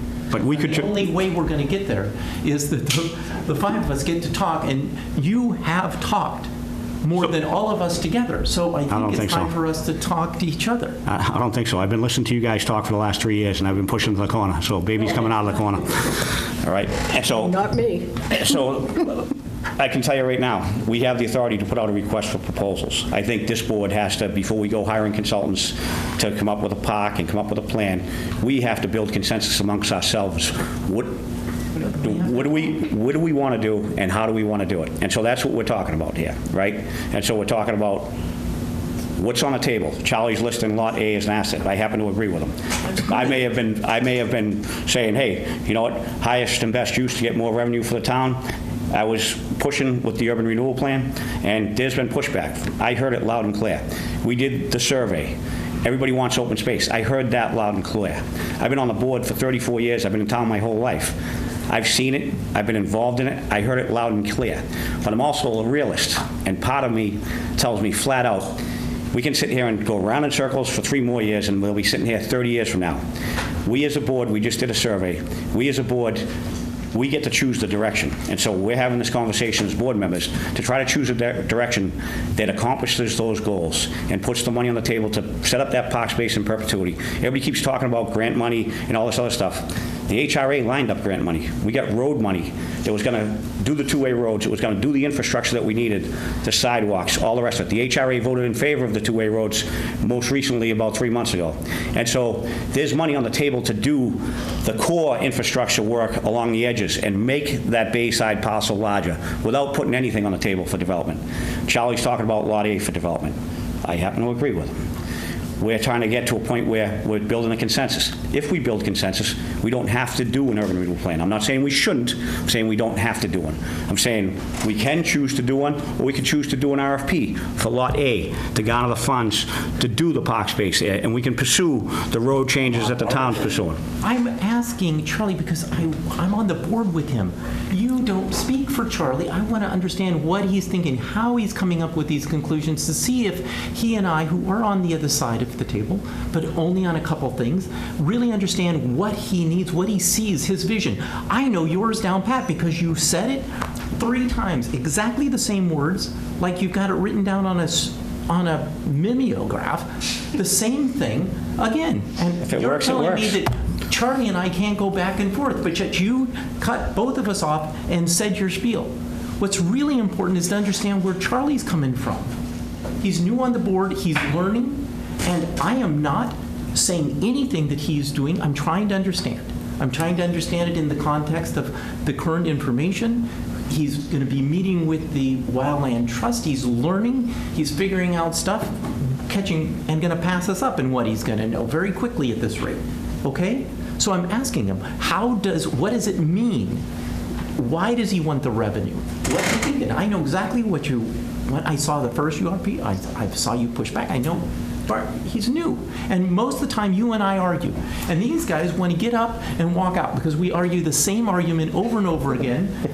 And they all want to throw up their hands. This is our opportunity to now hear from, we got 2 new board members. So we're hearing from you and we're hearing from Charlie, but we're hearing the same argument from you that we've heard all along. So what you said about me is true, but it's also true about you, because you just... Trying to ask him in context. So ask the question instead of making a statement. okay. I just was trying to figure out why if it really was sell the property for revenue, sell the property for investing in the property, or some blend of the sort of things. Where is he coming from? How is he getting to sell the property? That's all. I'm just trying to understand. I wasn't telling him that it's wrong. I'm saying the survey said this. I heard what you said. Then I just had to say it again to tell you. Now I'm waiting for Charlie. I'm not waiting for me. I know what I want to do. So I guess I appreciate that, Dan. I want you to know that, I'm new to the HRA, but I'm not new to the town, I moved away. But I mean, I'm, 5 or 6 generations, we go back the long way. I've seen everything happen. And I am definitely a fiscal conservative when I look at this beautiful building and what are we going to do with this? And I look at a fire department, I look at the light board, I look at the windmill, I look at all those things, and I think that people are so well-intentioned, but, they're not always, we used to call them SMART goals, not specific, measurable, attainable, realistic, and timely. And realistic is this big word that to do it right, and I continue to say to do it right, to get the bay to the ocean, to do it right is going to take a ton of money. And a way to help alleviate that need to do it right and get it done is to look at Lot A, Phipps Street as an asset. Can I ask him another question? Go ahead. So in this do it right, what's right? What are you seeing there? So there's things like people wanted a community center. I mean, some of these things are really expensive. So, but that wasn't really what the citizens told us in the survey that they were really looking Once for. decided, I would suggest, once decided with an outside consulting agency to bring it in and say, what can this look like? What can this look like? Do it right, meaning whatever's decided on, what is pretty clear what's decided with this group is that we want open space, and I think we're all in agreement we want open space, Lot B in the Bayside, both, Bay to Ocean. I think that's pretty clear. Doing it right to me isn't just doing it, whatever it is. It's doing it to be sustained and in perpetuity, to have the funding, to have it managed, all the variables, and which all cost money. And I've just, my career has been looking at things like that, and I've just been around long enough to know that whatever money you think you need more. And I really want to do something, which is the ultimate number one thing people said was, and people continue to say is, do it, let's get it done. And then, just the last thing is that we're certainly in different circles, because I can tell you, relatively new coming back, but there are, there's a lot of people that voted for me simply because they liked what I wrote in the paper. They liked that concept. That was out there. I put it out there. I'm not. There's no lack of transparency, which is very important to me. I said that I saw a need for funding, a need to make money to make this thing happen, and I mentioned wanting open space to do it right. And I mean, that's where I'm at, and I'm not. It's when I came on as an appointee, I wasn't. When I was appointed, I mentioned, I don't have an agenda. I literally have been spending every day meeting people and talking to people because I really do enjoy it and I care deeply about this town, and I truly believe that to get it done, this process that I've advocated for is a very good way. I just want to say that you can see things one way, I can see things other, and there is nothing that I don't believe in your sincerity and the truth. No, same. Your vision and everything. I disagree with where you came down, and I think we're looking at the same information. I see it one way, you see it another. Totally. And I totally respect what you're saying. So just so Same. you understand here, Yep. all right? I just really want to know where we stand, because so we can eventually get to something. And I think you were very clear, and I really appreciate it, because I pushed pretty hard so that I could understand. I so appreciate you being very clear. Susan, go ahead. Susan Vermillion, 17 East Street. 2 points. The parking on Fifth Street, I think you're right, we do need that, because if you're going to have open space and you're going to have events, you need a place for people to park. All right, there's only, 275 spaces in that lot? It's very convenient. That lot is great for that. The middle lot for events and community space is what came shining through on that survey. And so my question to you is, why are you already going to housing when that was the #1 thing that people didn't want on that land? Because there are a lot of other ways. If the question is, we need to make money off of this land, then why aren't you looking at other options? You know, the land was just zoned to be able to be used as a museum. In May's election. There's other options besides housing. Housing is the type of thing that will drain our resources: water, sewer, electric, fire, police, every day of the year, 24 hours a day. If you are adamant about putting some kind of economic development building on that land, there are other opportunities that can serve as a community type of thing that would provide amenities, provide things, provide income, that aren't housing, that wouldn't really bring down and really drain our resources. And so when you look at this, and I think that one of you said, let's focus on that park or that open space or that land, figure out what you want to do with that, and once you have that, my hope is that you get a nice design firm who can cost that out for you. And then well, how much money do I need? And in the meantime, you've got funding sources that are being researched. You've got opportunities to make it happen without selling the land, because that was the #1 thing. And I think you're going to be going over and over and over. This is what's been happening over the years, is that because of the housing, the community pushes back, and then it never gets off the ground. And I would love to see it get off the ground as well. And I think housing is not the answer. I think you need something else there. The C-Note is closing. Wouldn't it be nice to have maybe a C-Note there? A music venue that's open, I'm not suggesting building, but if there is a need to fund, that would be a different vehicle that's open year-round, that serves the community and also can help with revenue. And so I urge you to think about figuring out what you need before you jump to the one thing that the community does not want. Thank you. I'd just like to respond to that. As far as economic development goes, housing happens to be the highest and best use for the property in the town of Hull. If you look at, it's not according to me, if you look at everything that's been done, why didn't anybody come down and build a venue where the old arcades were? Because they recognize demographics. The first thing you look at when you're opening a business is demographics. What are you surrounded by? Town Hall is surrounded by water, not by people. Where are you on the way to or from somewhere? You're on the way to or from nowhere. You turn onto Nantasket Ave, it's the world's longest driveway. It's 7 miles long and it goes to the gut. It's a destination. If you create an attraction that's a regional attraction, then you will have economic development with a regional attraction. But when you bring that regional attraction and you say, hey, why don't we do an outdoor amphitheater? Everybody says, oh, that's a great idea, until they actually go to town meeting and try to get 2/3 vote for the zoning to get that there. Because the neighbor's going to go, I don't want to deal with that traffic on 3 nights a week when there's a concert there and that noise until 11 o'clock at night. And so you got to look at the parameters here. And so we're all looking at the parameters. And so you got to kind of look at the low-hanging fruit. What works? What do we have? What do we want to accomplish? We want to accomplish the mission and create this open space and have the funding source.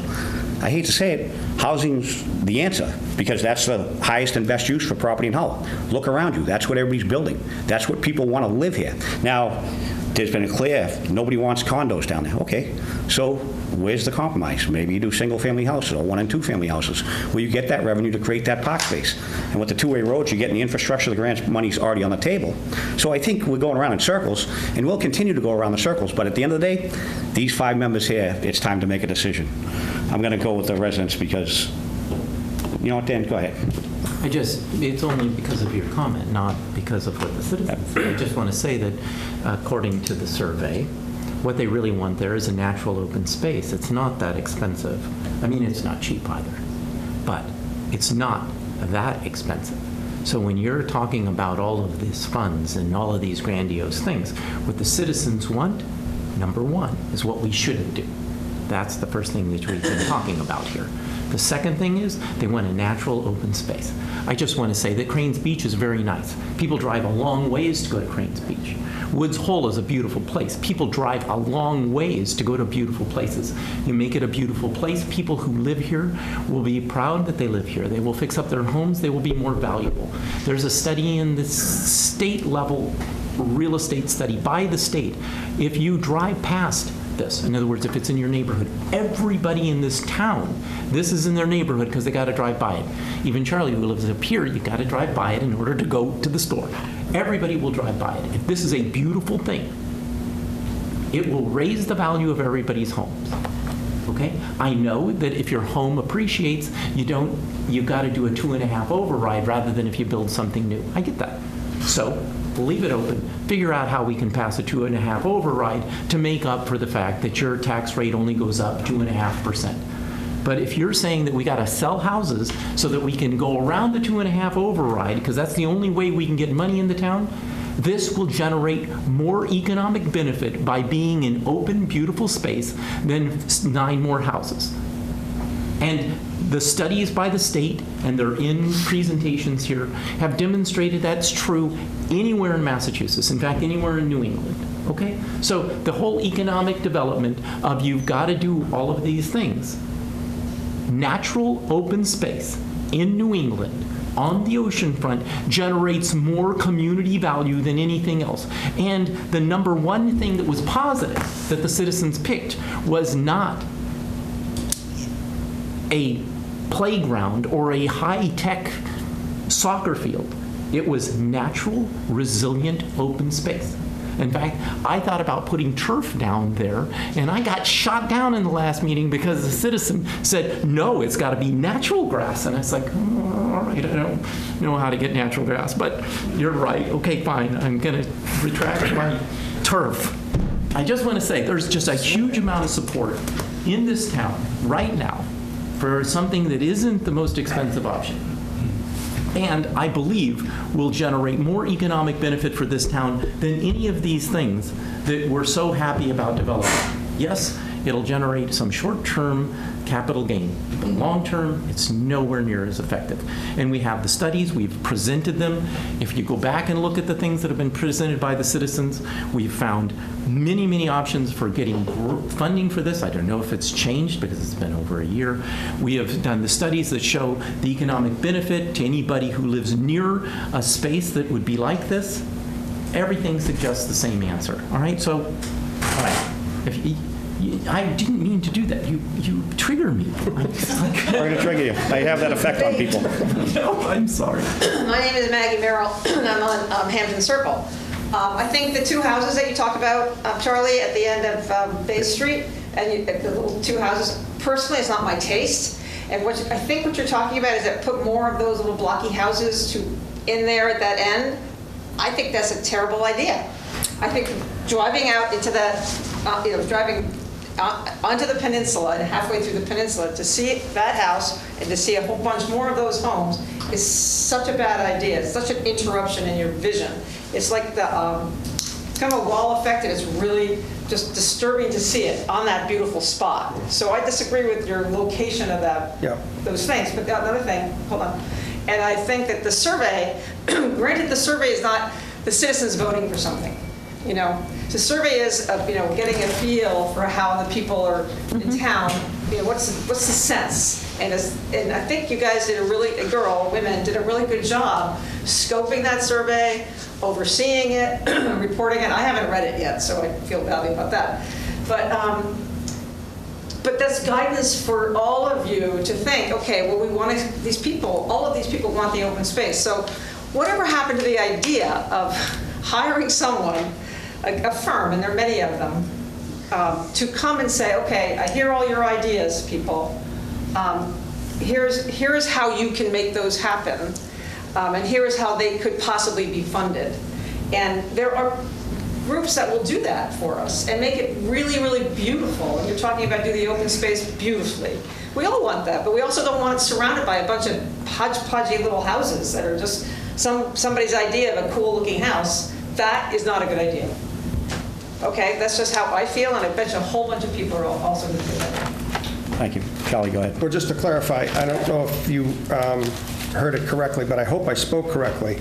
I used the 2 houses on Bay Street Yes. as examples of what floored me was not even a quarter of an acre or 10, less than, I think they're less than 10,000 square feet, aren't they? Yeah. You know, Yeah. but the developer there sold that, somebody made over $600,000 for that. I never advocated doing anything down that end. That's what I Well, thought. just to be clear, I looked at that and I'm doing the math saying, wow, imagine if we did something, because when I stand at the gazebo and I look at the bay and I look at a lot B, and then I see a parking lot, and then I see the red house, and I still don't even really see the other part. And I said, God, that's an asset. We could sell that, and we could get some really good things So done. you're thinking And don't ever think that I'm advocating for. I look at the house on the corner of I guess it's Manamet Ave, the one that got redone. It is absolutely a beautiful house, something that would be really proud, and you could do a few of those in that area. That is what I'm advocating for.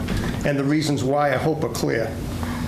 No, your reasons were clear. I just don't happen to Yeah. agree with it. And I believe also, and I've talked to some people, developing this property for open space and resilience, this is not that big of a piece of property. And there are people out there, hedge fund people, who have a lot of money. And, if once we figure out what we want to do, I mean, that's the kind of thing that people would be like, wow, this is a really great asset for the whole South Shore to have. Yeah. So please don't sell those lots to these, individual people that are going to build big mansions that are hideous. Granted, that place, the place down there is very nice, but how do you control what people build? Or you can't control what people build. We can. Well, you don't. The HRA can. Okay, but you don't. No, well, if private property, let's be straight. I don't want to get into a back and, no, but I don't want to get into a back and forth, but Right. a private property owner, they buy a piece of property, that property's zoned for a specific use. Right. They have the right to go and build what's allowed under the zoning. The Redevelopment Authority is in a unique position where we have the right to put design guidelines on the property.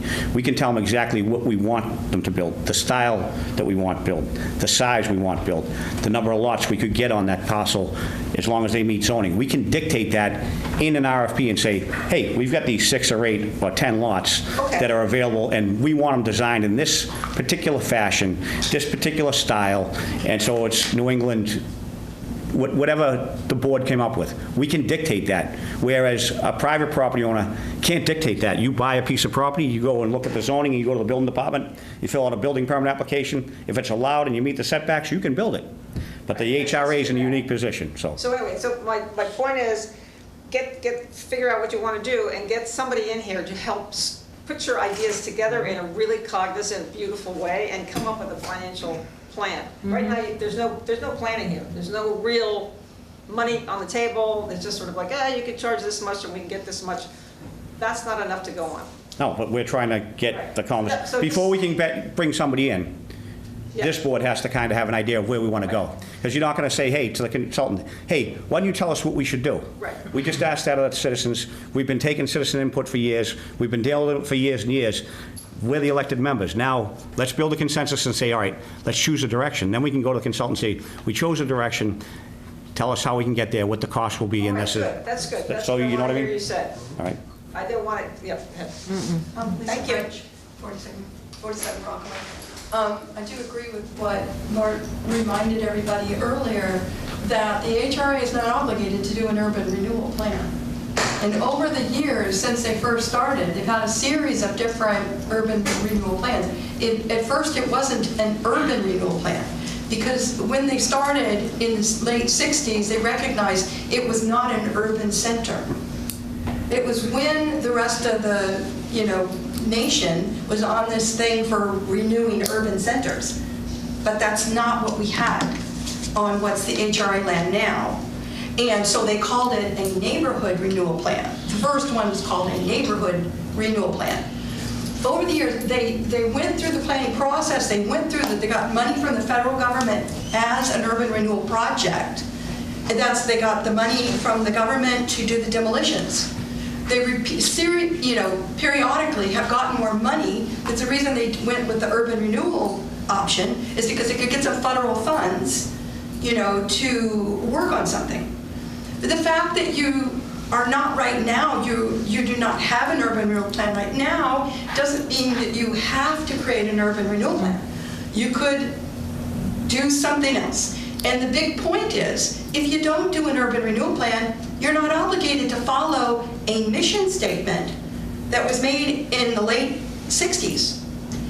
This board is not committed to follow that urban renewal mission of the original neighborhood renewal plan.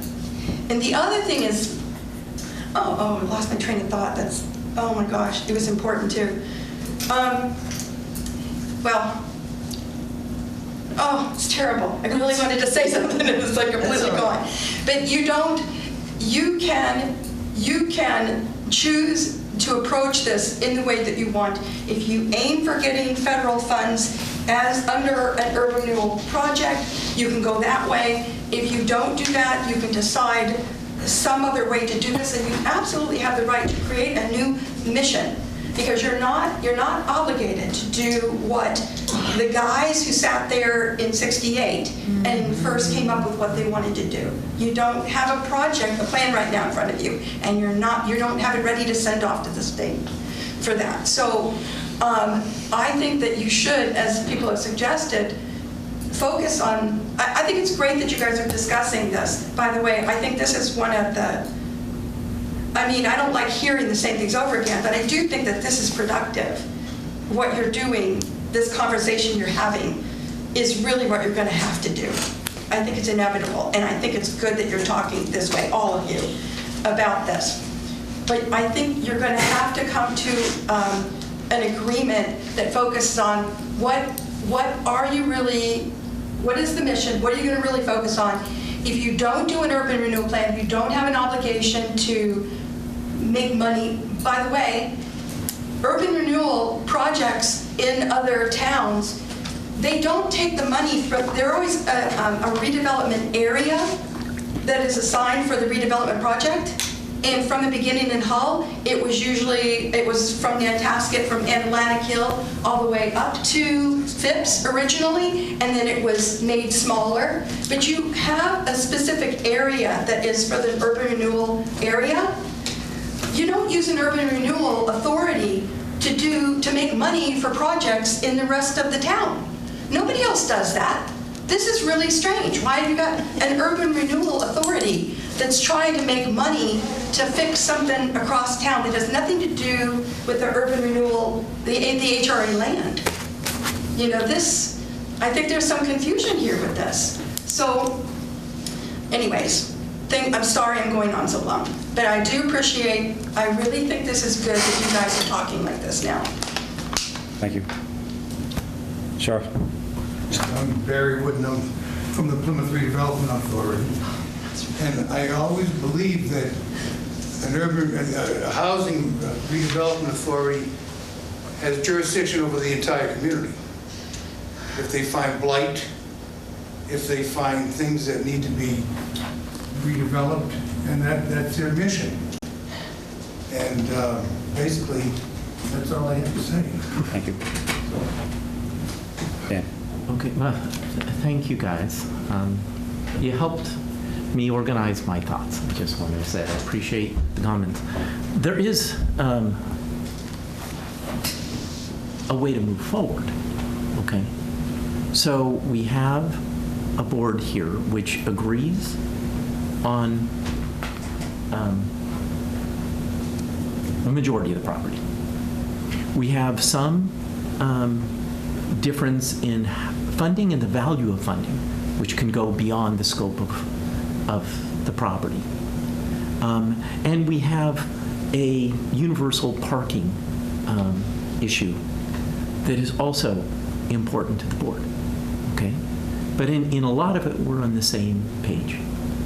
We could, in fact, agree that those three visions are close enough that the main goal is the main lot.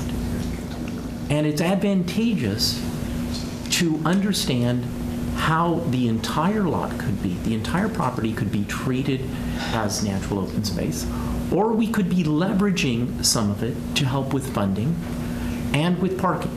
And we could ask them to put together 3 working concepts as we push forward, bring those to the community, and narrow it down so that we don't exclude the ideas that are put forward here. We have 3 generally strong ideas, right? They're all sound. They see the future slightly different. We can put those, as long as we have we find out how we put a mission statement together that doesn't conflict any of those 3. We figure out how to word the mission statement, and then we define what we want in our RFP, and we bring in some sort of design firm that specializes in what we think is the general idea of an open community space. And how do they come back? How do they figure it out? We took a survey team that was riddled with complex statistics, and they gave us a really good understanding of what the 1,000 people who took the survey, how they rank ordered everything, and the scope of the results was way beyond what I imagined when I tried to take that survey. Right, but now in hindsight, when they concluded those things, I understand how it came to that. The same thing, if we take this out of our hands of quibbling over whether or not we sell some or don't sell any, we do have kind of a general idea. We can put a mission statement that doesn't preclude the need for generating additional revenue, right? That doesn't preclude having enough parking so somebody could actually go and enjoy this piece of property. One might think that that would be kind of a natural requirement, but and we can include those. And we could move forward with a mission statement. It might take a little bit more work than if we just all agreed on exactly the same thing, but that seems really was too much to hope for in the first place. And we can start moving forward. What do you think, Charlie? Yeah, I'm with you. I just think I'm further along, but I'd be the first to admit if all of a sudden this philanthropist came out there, or a hedge fund, or anybody came through, I'd be the first to say, I was wrong, and I didn't realize there was that much money out there. It feels like I don't want to prove you wrong. What I want is us to see the options, because I don't know. So you're a little more confident than I am. I know that I've seen presentations and it lists all these, but I've never seen anybody actually come up and say, I got the money. Now, I just want to say that I have been involved in the Redevelopment Authority for the Nubian Center, the big one in Dorchester. The woman who actually put together the initial funding for that is renting my house in Newton. She, in the course of I don't know how many months, raised $30 million for the community space. That's a big number. Okay, and she moved into town. She was from somewhere else. I mean, it is possible. No, I just want to say that, that's like downtown Boston and right? I don't think those people who funded that are out here on the South Shore, but there are things that I don't know. And I think that if we come at it a little bit more open and those other doors open, maybe there is this funding and you'd be surprised. Maybe there isn't, and other people will be surprised. Since we don't know, I don't see any reason to go and say no to your thinking. I think that if we just move forward and we're open, and the breadth here, we definitely want the main lot, right? And even when we bring somebody in, if we just trust the survey, right, and we want a natural open space and a bonfire that's the biggest one, and you can see it from space, I think that they're going to be challenged just coming up with some concepts for the central lot. But if they have to figure out funding anyway. These things typically include that, right? So we could, they do. Let's say it out loud. If we're going to do open space, we're going to make the improvements. The days of the bonfire, the way they are now, are gone. Okay? And so that's not what the Redevelopment Authority took 76 properties to make a bonfire for Thanksgiving Eve. It's a great event for 2 hours. Everybody stands out there and huddles around the fire and sneaks a couple of drinks in. But let's be realistic. That is not economic development. That's not an improvement to the town. It's a great event. I enjoy it. I enjoyed it as much as the next guy. But if we're latching onto that, you know what? Give me a towel. I want to I throw want to it. say that if we environmentally friendly. But if we can't come up with something better than that, I think the citizens would rather that. If we go worse than that, boy, we're going to be asked to move out of town. I think we've covered a lot of ground tonight. I think, I think the next time we do this, I think everybody should have maps in front of them. Let's talk about parcels. Because before we bring anybody on board, I want this board to have a direction in mind. We all agree that we want the open space. We all agree. And so let's do this again with maps in front of us and talk about it and talk about what the availability is and what we see, and let's keep hammering away. That's my personal thought. We can go around in circles for 2 more hours, and me and you are going to say the same thing over 5 more times. I don't see why we got to worry about parcels. Go ahead. Paul Newman, 33 Manamet. I think there's nothing wrong with working in parallel. You're going to have to hire a consultant eventually. So why not, you know how long it takes for the RFP process. Why not start down that road, think about who you might like. Certainly Mark can probably recommend who the right person is. And then as you're looking at these maps, then you can inform the consultant when he's on board.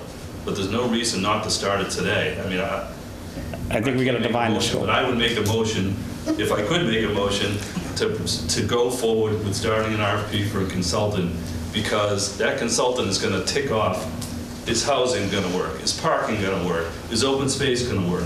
How do we raise the money? Where does it come from? They're going to answer all those questions. They're going to give you, they're going to facilitate for you guys to get to a unified decision that works for the board and works for the town. Right now, everybody is just speculating. And it's common sense, and it's great common sense based on everybody's knowledge and experience. But these people do this every day. They can, I know you have different things like the Keller Williams report. I don't know if that helps you in trying to figure out how much the land is worth. If that doesn't work, these people can give you the information so you can make the right decision.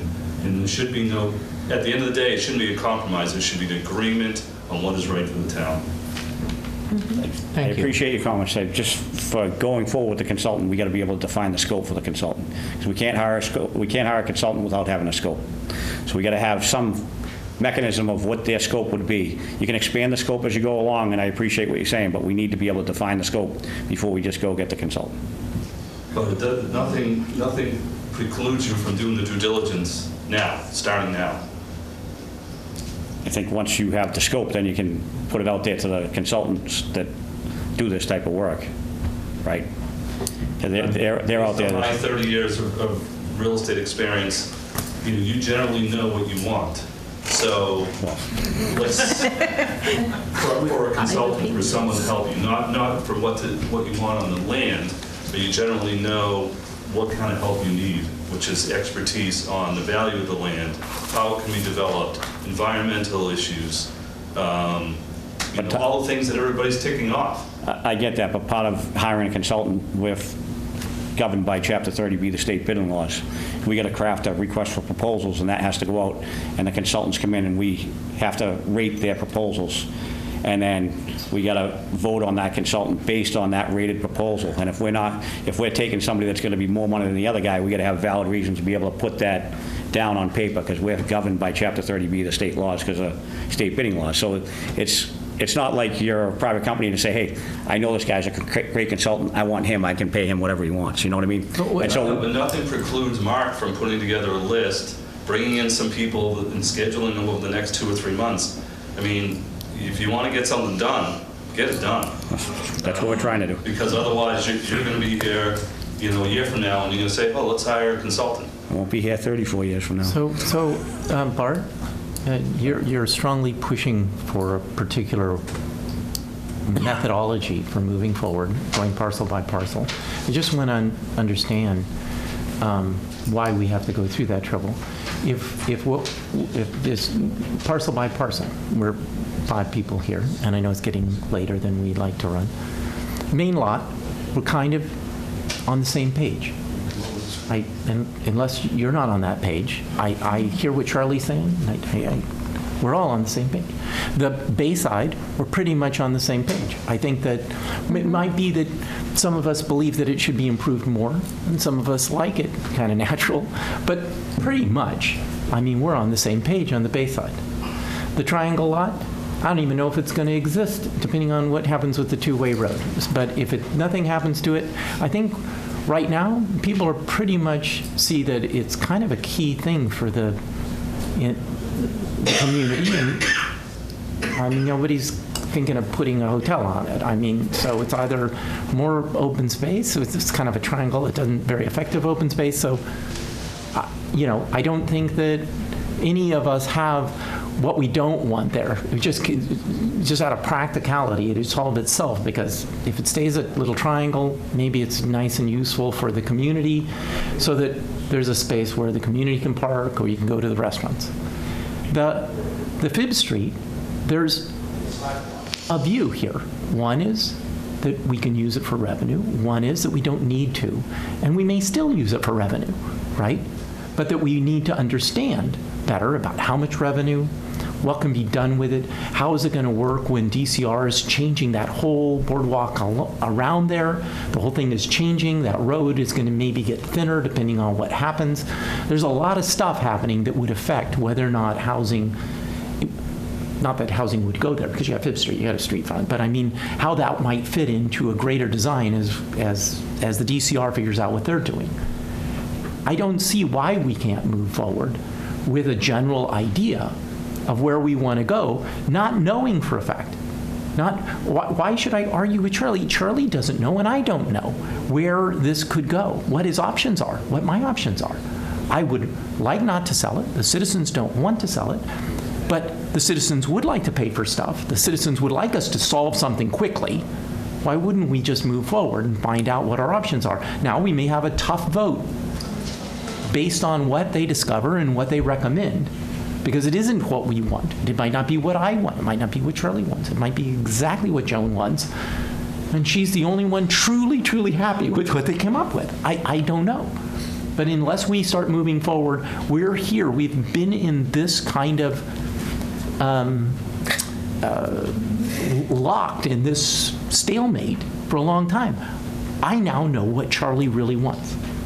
I know what Joan, she didn't talk as much as Charlie, but I think I know what Joan wants because she's been here longer. I know what you want. I know what Ann wants. I know what I want. Now it's time to go and see what those things might look like. And then we may have some tough decisions coming up. But why wouldn't we move forward? I'm not saying we shouldn't move forward. Go ahead. So I think there's a couple of things. Number one, I think this has been a really productive session, whether you want to believe that or not. I guess I have a couple of things. One, I think going forward, it would be really helpful to have a map of the property, you know, like a big blow-up, so visually people can see what we're talking about. You know, we use Lot A and we use Fifth Street. Okay. And are they the same or are they different? Okay. So if you can accomplish that, that would be great. One thing I had to take exception with is you mentioned that a survey is not people voting, and I think that's a big assumption on your part. We don't know what people would do or not do, so let's not assume anything. And I'm a little bit confused now as far as, so I definitely think we need a consultant of some sort. And I think my next question is, how do we get there? And I'm a little confused because, you know, it started out with RFPs for the HRA for many years, and things didn't happen, or something was bid, it was contracted, didn't happen, but RFPs didn't seem to be the way to go, which is why the HRA went to the URP. Lots of initials, folks. So now somebody suggested we don't have to do an a URP, which says to me, well, maybe you could go back to the RFP versus UFP. What makes more sense going forward? What do you guys think? Do we do an urban renewal plan, a URP, or do we go back to going to the RFP, the request for proposals? Dan, go ahead. I don't think it matters. I think what matters is what do we want to do on the property. Whether it's a URP or an RFP, we've got pushback when we moved forward too far, too fast, without making sure that we had the community behind us. Mm-hmm. I believe that is how come nothing ever got done. So if the next thing we do is the five of us, in our own way, reflect the community pretty well. I mean, we hang out with different kinds of people. I mean, not that I don't enjoy you guys, I really do, but we really do have different friend groups. We reflect a lot of the town, okay? Whether or not your group is the majority or my group is the majority, it doesn't really matter, right? So if we move forward and we include those of us in the room with some vision and we bring in an expert so that rather than us discussing it without knowing, I mean, you sell Bibb Street lot and we get $50 million, and well, all right, and so let's take some of that $50 million and buy XYZ Street and put another open space down there. I have no idea, all right? The sheer magnitude of money may give you a different response, but, right, I don't know these things. I don't know if these grants and stuff will come through. Why wouldn't we move forward? If it's a URP or an RFP, if we have the citizens behind us, we can get approval. We won't get pushback. We won't get sued at the last minute. We won't have people protesting in the streets. I don't think no matter what we do, I think we're going to have people on either side that are going to say you're doing the wrong thing. But you're not going to appease everybody. There's going to be people that. But of course. You're trying to get consensus. We're the elected members. We try to come to some sort of consensus and then go to the public and say, this is the consensus we've come to, and this is why we believe. But you don't want to go all the way. You want to bring them in. We go to a milestone. We're at this milestone, and I think that we're not putting together a plan. I don't think we should put together a plan at this point that doesn't have at least one option that directly reflects what the survey did. Okay? We're in a representative democracy, so I believe that we have the other two options, including one of the options that directly, the top two things that they come up, what not to do and what to do, should be one of the three options. We push that with a consultant. We push those concepts forward, trying to figure out how to pay for that. And we got the option that would pay for it, at least we think it would, as one of the options. Once we get through that step, we discuss it, right?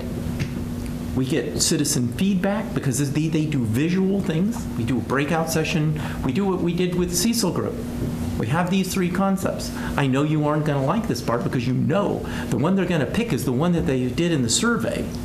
Okay, but if you don't go that way, all we're going to do is say we're ignoring what the citizens want, and I'm positive. They're going to say that no matter what.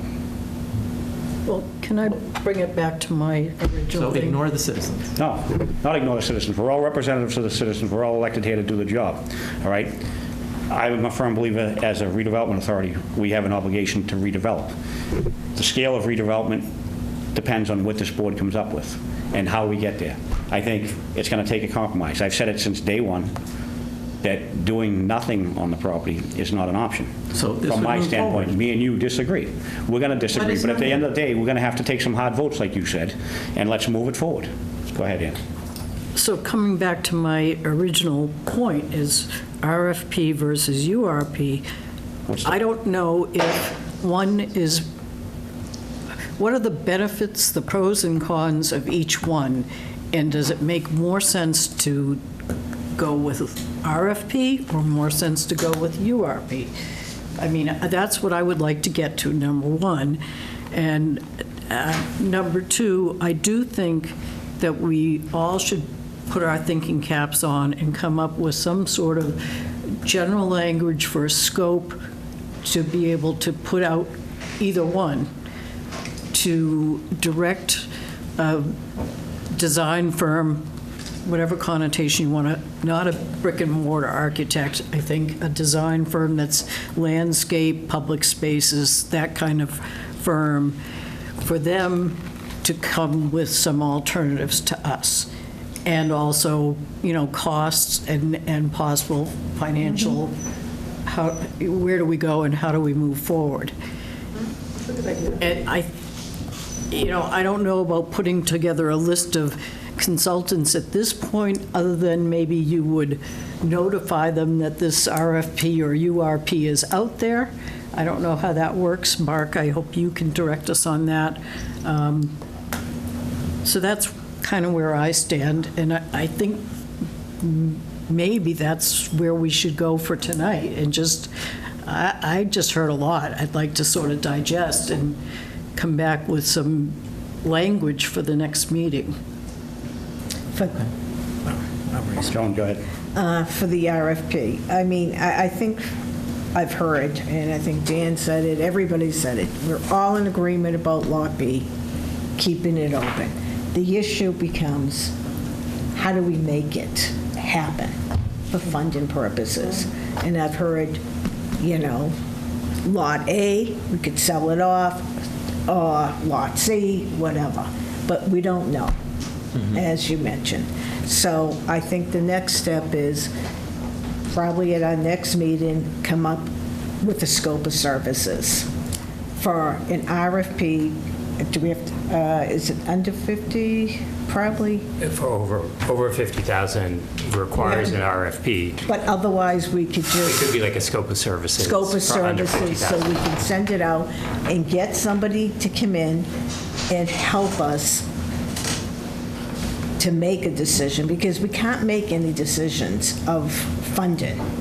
If we have to sell Lot A, which is Fifth Street, Lot A equals Phipps, to fund it, then we do. I mean, as Bart said, we're still gonna have problems with the citizens. I keep hearing, they still want a carnival, they still want the bonfire. Well, if we're gonna spend millions of dollars in making Lot B something that we all want, a community open space, maybe some mobile seating, park. I mean, we're not going to do a carnival. We're not going to do a bonfire.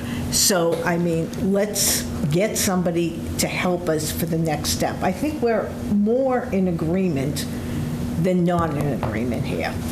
But I think it's the funding issue, and let's figure it out. But we can't do that unless we have become educated, and I don't think any of us are educated. I know I'm not. Ian, go ahead. Just to your points, I think the other thing people need to go away and think about is if Lot A, the parking, Fifth Street, is not used for that, then where are you going to put it? That's right. That's going to be an issue. If it's public space, you've got to have some way to people to get to it. So that, to me, is a big, it's an asset, but if you do away with that asset, where are you going to put what was there? That's, to me, just a common sense point. I don't know about scope of services versus RFP. Do you think this is something that can be accomplished under $50,000? It depends on what you want from the consultant. Yeah. The cost is going to depend on the specificity of the scope. If you were in charge, what would be a reasonable chunk of this process that we could break off to get to a point where we would better understand what our possibilities are and what a few of the designs might look like if we were to go, some of our options visually. I think people think best with some visual options, kind of the design thinking approach. So if we could understand the cost and some visual options that, you do the simplest thing, you do a more complicated thing, how you'd pay for it, that sort of thing. Just to give us something so we're discussing and we're educated. Yeah, so two potential chunks that you could do, and the consultants would be different for each one, would be a kind of fiscal analysis and assessment of where potential resources might come from and the relative likelihood of funding coming from those different sources. So it would be a menu of sources from public to private to nonprofit, and at federal level, state level, local level. And so that could be one type of project, like a fiscal analysis and assessment regarding the financing. Wouldn't we have to have some concepts? Because depending on what you're doing. Some basic concepts coming out of, for example, I mean, the HRA has to come to a consensus of what the vision, what the general vision is, and then you could request somebody in the scope. And the other chunk, I think, would be land evaluation in terms of sort of ecological quality, vulnerability, et cetera, and then that would allow you to do like a parcel by parcel assessment of what areas might potentially be sold to generate revenue or used for a purpose other than open space. So a land assessment would be one type of small chunk, and fiscal analysis would be another type of small chunk. And I think we got to keep in mind that there's some parallel paths being pursued by the town Yes. already, and there's funding there that's going to do a lot of the infrastructure work for sidewalks, roadways, crosswalks, and all that stuff through that grant money that we've already received the town of Hull for the two-way road infrastructure project. Because if that project were to move forward, that would do the improvements on the Bay side. It would do the improvements on the ocean side for the sidewalks and all that stuff, and it would be built into the resiliency plan with the DCR. And those funds are already on the table. That design money's on the table. And so we should be... does that before you interrupt me. Does that go with what the DCR is doing? The DCR is part of that process. The DCR is, everybody has to have buy-in. But if they don't leave a vertical cement wall there, but the you DCR... don't have your road there. The DCR is looking at, they come up with their list of options, and that was a 60,000-foot view of resiliency options for the DCR. And But of those options, one is a vertical cement wall that's 5 feet tall. they need buy-in from the town and the HRA as well. Right. And then the other two options eliminate your two-lane road. You don't even have a two-lane road. The option 3 is just a bike path, no road. Well, it's a safety, wide enough for a safety truck. And the other option is a one-lane road. I mean, or you have a great big cement wall where you're hoping to I don't go. see the DCR getting the money for a great big cement wall and being able to eliminate all the parking lots on the front beach to do what their plan is. It's just like when they come out with their plan in 2014 to sink $65 or $80 million into Nantasket Beach to do all this park space that they were going to do. And what they did is they took the big chunk and they come up with this dog and pony show and said they were going to do all this work on Nantasket Beach. And the real meat and potatoes of that project was to fortify. I'm a realist. I've been around long enough to see the writing on the wall. You're a realist, but we don't own that road. That road is that's a DCR road. But we're in a butt to that road. We have rights to that road. Right, but just like anybody else. But there's funding. What I'm saying, Dan, is there's funding on the table for this, and so we should be pursuing that work parallel to what we're doing, because that's going to take care of. We got $500,000 worth of sidewalk repairs on Hull Shore Drive extension alone that have to be done. That's HRA sidewalk. We've got federal and state dollars lined up to do that work and do that design. That $1 million that they earmarked to do that two-way road design, that can dovetail into what the DCR is doing. It's about coming up with a compromise with the DCR for the resiliency plan along Nantasket Beach. Part of their resiliency plan includes HRA property on the beach side. It includes HRA property on the road, on the land side. We're part of that process, and there's money on the table for it. Why are we going to throw out that $1 million that's on the table with the other $400,000 that we've already done in planning, and we've already got consultants on the table for that type of stuff? Let's use what we have, move it forward, identify the lots that we think should be park space, and let's move the ball forward. And DCR's got to be part of the conversation. They already are part of the conversation. They're meeting with the town about the two-way roads, and the tech's been doing the design, and the $1 million is on the table still. And it's part of a TIPS project where the federal money comes in for those roadways. Everybody says, let's pursue federal money, state money. We've got money on the table. And we're going to say, oh, we don't want that money. Let's go chase a hedge fund. It's ridiculous to me. I've been around long enough to see how this works. We've got something on the table, use it as leverage. Use the leverage we have as a property owner, the money on the table, to get the low-hanging fruit that we can and decide what works and what doesn't work. Otherwise, we're just spinning our wheels. And I've been spinning my wheels for 34 years. I'm tired. Well, you don't have approval. You won't have a proof till it's done. No, I mean, the DCR has come out and said that this is not an option so far. They didn't say it's not an option. They had a resiliency study done all over the state, and so they want to make Hull the guinea pig and say, let's do this as a resiliency study for the whole state. So we're going to make Nantasket Beach the guinea pig. We're going to eliminate all the beachfront parking, and we're going to make it all dune space. So everybody's talking about parking you need for the beach. They're talking about from Atlantic Hill all the way down to 5th Street. So you think that's really going to happen? And you think there's going to be money to do all that? Maybe. I doubt it. Lisa, go ahead. Lisa French, 47 Rockaway. Of course, at town meeting, we voted to not have the select board transfer the land for the two-way road. The public did not support that. So we voted that down, thinking that was never approved by the select board or town meeting before, the two-way road.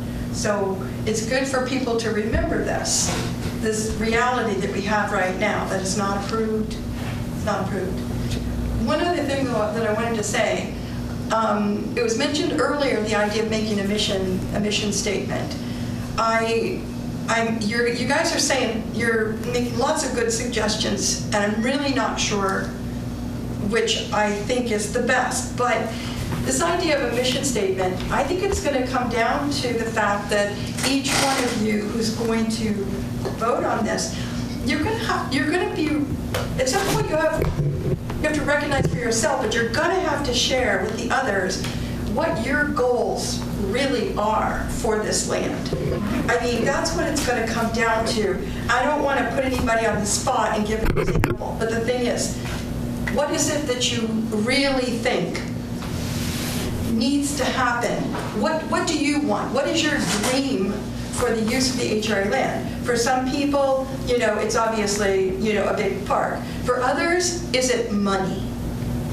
And the thing is, when you guys, if you do try to draft a mission statement, if you lay all of that out in front of you, that would be good to recognize who wants this, who wants this, who wants this, and who wants this. Because you're continuing, I mean, it hasn't been that long, and I do think this is really a good discussion. But you're butting heads, and you're going to butt heads, because at the root of it is, underneath everything, you have different values and different priorities for what you think should happen there, like what you think is best to get out of that land. What's the best to get out of that land? What's a best goal? What's a priority? And I think at some point, it might be good to really, it's uncomfortable, but really good to write it down and to look at it. Then you'll see where the votes stand, like really, you'll see that. And I don't know that you can persuade each other, but the thing is, I think you are in that situation. I just want to make a clarification about the vote at town meeting. The vote at town meeting required the select board to go back to town meeting to make land transfers. That's all it did. The select board still have the authority for the road changes to happen. No, the land transfer. It undid that one vote. Yeah, but the select board still has the authority to make the road changes. Yes. So it didn't take that authority. But it undid that vote. it undid the vote to make the select board, give the select board the authority to transfer that land. So if that 27 feet of land along the bay side, the select board doesn't have to transfer it to the HRA, but if that land grows by 27 feet, it stands to reason that it's going to be abutted to, if we make it open space, it stands to reason that that would be abutted to the open space that's there, unless the select board are going to build something on that 27-foot wide strip of land that runs roughly 2,000 feet, or 2,500 feet along there. Oh, we could leave it in their hands and they could mow it. I'm just kidding. Go ahead. Susan Vermillion, East Street. I just wanted to follow up on your DCR funding thing, because when you look at the net impact of the funding piece, my recollection is there was like $1 million that was semi-committed from the HRA for that. And so when you factor that in, how much are you really netting? So the HRA put on the table that if they couldn't get the federal funding for the road piece, that the HRA would be able to bond it. We were looking at a much bigger, broader development on the HRA at the time. We were looking at the development of Fifth Street, the development of the main parcel, and the development of Water Street. It was going to be a much more robust development. But the TIPS project, the town has a share in that project that the town has to pay. And along the way, the HRA, initially we were applying for a MassWorks grant. MassWorks grant is a different vehicle. Under the MassWorks grant, it's part of an economic development package where you have economic development happening and you're building something for improvements. The town's share of that economic development package is 10%, roughly. All right, we did that. The HRA funded the Waveland reconstruction of Nantasket Ave between Bay Street and Anastas Corner back 15 years ago, right? So when that section of street came along, there was a MassWorks grant available. The HRA put up the 50 grand to make the initial application. We were approved for that application. Then it was a $2.2 million project. The HRA paid the town share of that $2.2 million project. We put up another $200,000. So it cost the HRA $250,000 to leverage over $2 million for that roadway project. And that was a full depth rebuild of the infrastructure, the drainage, the gas, the water. And so, but that's what the MassWorks was. That was our initial funding apparatus for that. And we were going to do that for the HRA. Then we got the earmark from the federal government to go further in the plan with the two-way roads. Under that earmark, it would put it into a TIPS project. The TIPS project is a much more robust. It requires federal highway standards for everything that you do, signage, bike lanes, crosswalks, sidewalks, all that stuff. And so the DCI is looking at redoing and that, but getting that into the TIPS project as part of a resiliency project, that opens up the door to much larger federal and state funding than we'd be able to garner as the HRA. And that would interact with what we're trying to do here. Art, there was a question. How much are we on the hook? No, it wasn't. I just wanted to, I don't want to go through the history of it, but I just wanted to make note that there was, and it's not even a commitment of $1 million because it was never voted, but when you're talking about, oh, we're going to net this, we're going to net that, I just want to not lose sight of that because I don't know if that's going to come back in. But in order to get the TIPS project, we signed up to pay the 10% for the town? No. That was $1 million for the MassWorks. Oh, Yeah. so we committed to $200,000 for the we did MassWorks. some commitment against our parking revenue. That was for the MassWorks. That's not on. And it wasn't a commitment. It was, they talked about particular funding sources. When we were drafting the urban renewal plan, what were your potential funding sources? And one of the potential funding sources was bonding through the HRA to pay for the town share of that project through the MassWorks. Because the town would be, if it was an $8 million project, the town would be responsible But for 10%. we're not on the hook. Our lawyer We're not on the hook. looked at it. Nobody's on the hook until you actually. For nothing. Nobody's on the hook until you actually sign the paper. Fine. Fine. That's I right. just want to get my second point, and that is, one thing, if you're thinking about selling any land, have you thought about selling the parking lot to the hotel? Because they need that to survive, and they're renting it from you. Why not sell it to them? If you're thinking on those lines, it's no different than the way it is now, and you could make some money off of that. And they would be in terrible shape without that parking lot, so potentially selling that could be an option. We might be able to sell Fifth Street for parking to the DCR too. I mean, I don't want to sell anything. It's a French word, Broadway. I have another thought too. It's just out there. I think about it. I know that there's been talk over the years of trading the DCR parking lot. Then the DCR has to have parking there. It's a state beach, like they're going to have parking. But it's not good to have asphalt I think everybody recognizes that now. It's not very good. So what about if there was a trade of the Phipps lot for the DCR's lot? And on the Phipps lot, when you start over, you rip up the asphalt, that becomes an extension of the HRA, the center parcel. And towards the Phipps end, you continue to have DCR parking closer to the comfort station and whatever new. I hear they've got plans for a new one at some point there. So you have the parking for the DCR on permeable surface, something that everybody recognizes is very good for that situation now. And you're parking down there.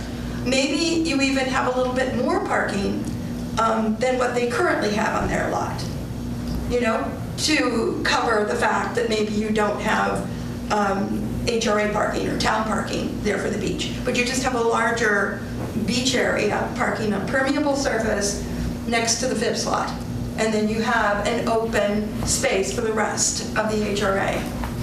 I'm thinking things like this because the idea of permeable parking does make a lot of sense in an area that's flood prone. You know, they think this is a good way, a good thing to do, along with dunes down at that end. One of the options that DCR is talking about is beautifully landscaped dunes down there. I can see this. I think you should maybe consider things like this too. So just to bring it home on that particular point, it would take an act of the legislature to make that land transfer, and it would be, the HR actually did something similar way back when the AJ Lane development was coming in, and there was supposed to be a land swap for the Fifth Street lot for the DCR lot next to Doc Bergen's, and part of that was that the HRA would have to improve the lot for the DCR with pavement and drainage, and then it didn't happen because the development never moved forward because AJ Lane ended up in bankruptcy in 1989 or whatever. But that being said, 15 years or so ago, there was legislation that passed that would allow the town to swap the Fort Revere Tower for that parking lot next to Doc Bergen's, the DCR parking lot. That legislation is still in place. The reason the land swap didn't take place was Department of Capital and Asset Management, DCAM, would not allow the DCR to make that transfer because the water tower was in such poor shape.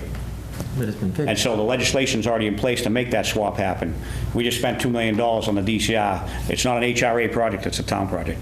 But that legislation's already in place, and now the water tower's been improved. We just spent $2 million improving that water tower, and it would be part of the Fort Revere Park that's under DCR control. And that would be transferring, if they went forward with that transfer, that would transfer an equity piece that's earning cash, the DCR parking lot, that would, part of the deal was it would have to remain a parking lot for the DCR beaches. And so that would transfer that, and we'd be getting something that earns money. And we'd be taking something that we just spent $2 million on and taking the maintenance cost of that off our plate and transferring it to the state. That's something that's outside of the HRA's wheelhouse, that's the selectmen's wheelhouse, but the legislation is already in place, the land swap is already in place. I think that's something that should be pursued at another avenue, and it puts an asset in the town's hands that does provide parking and revenue to the town.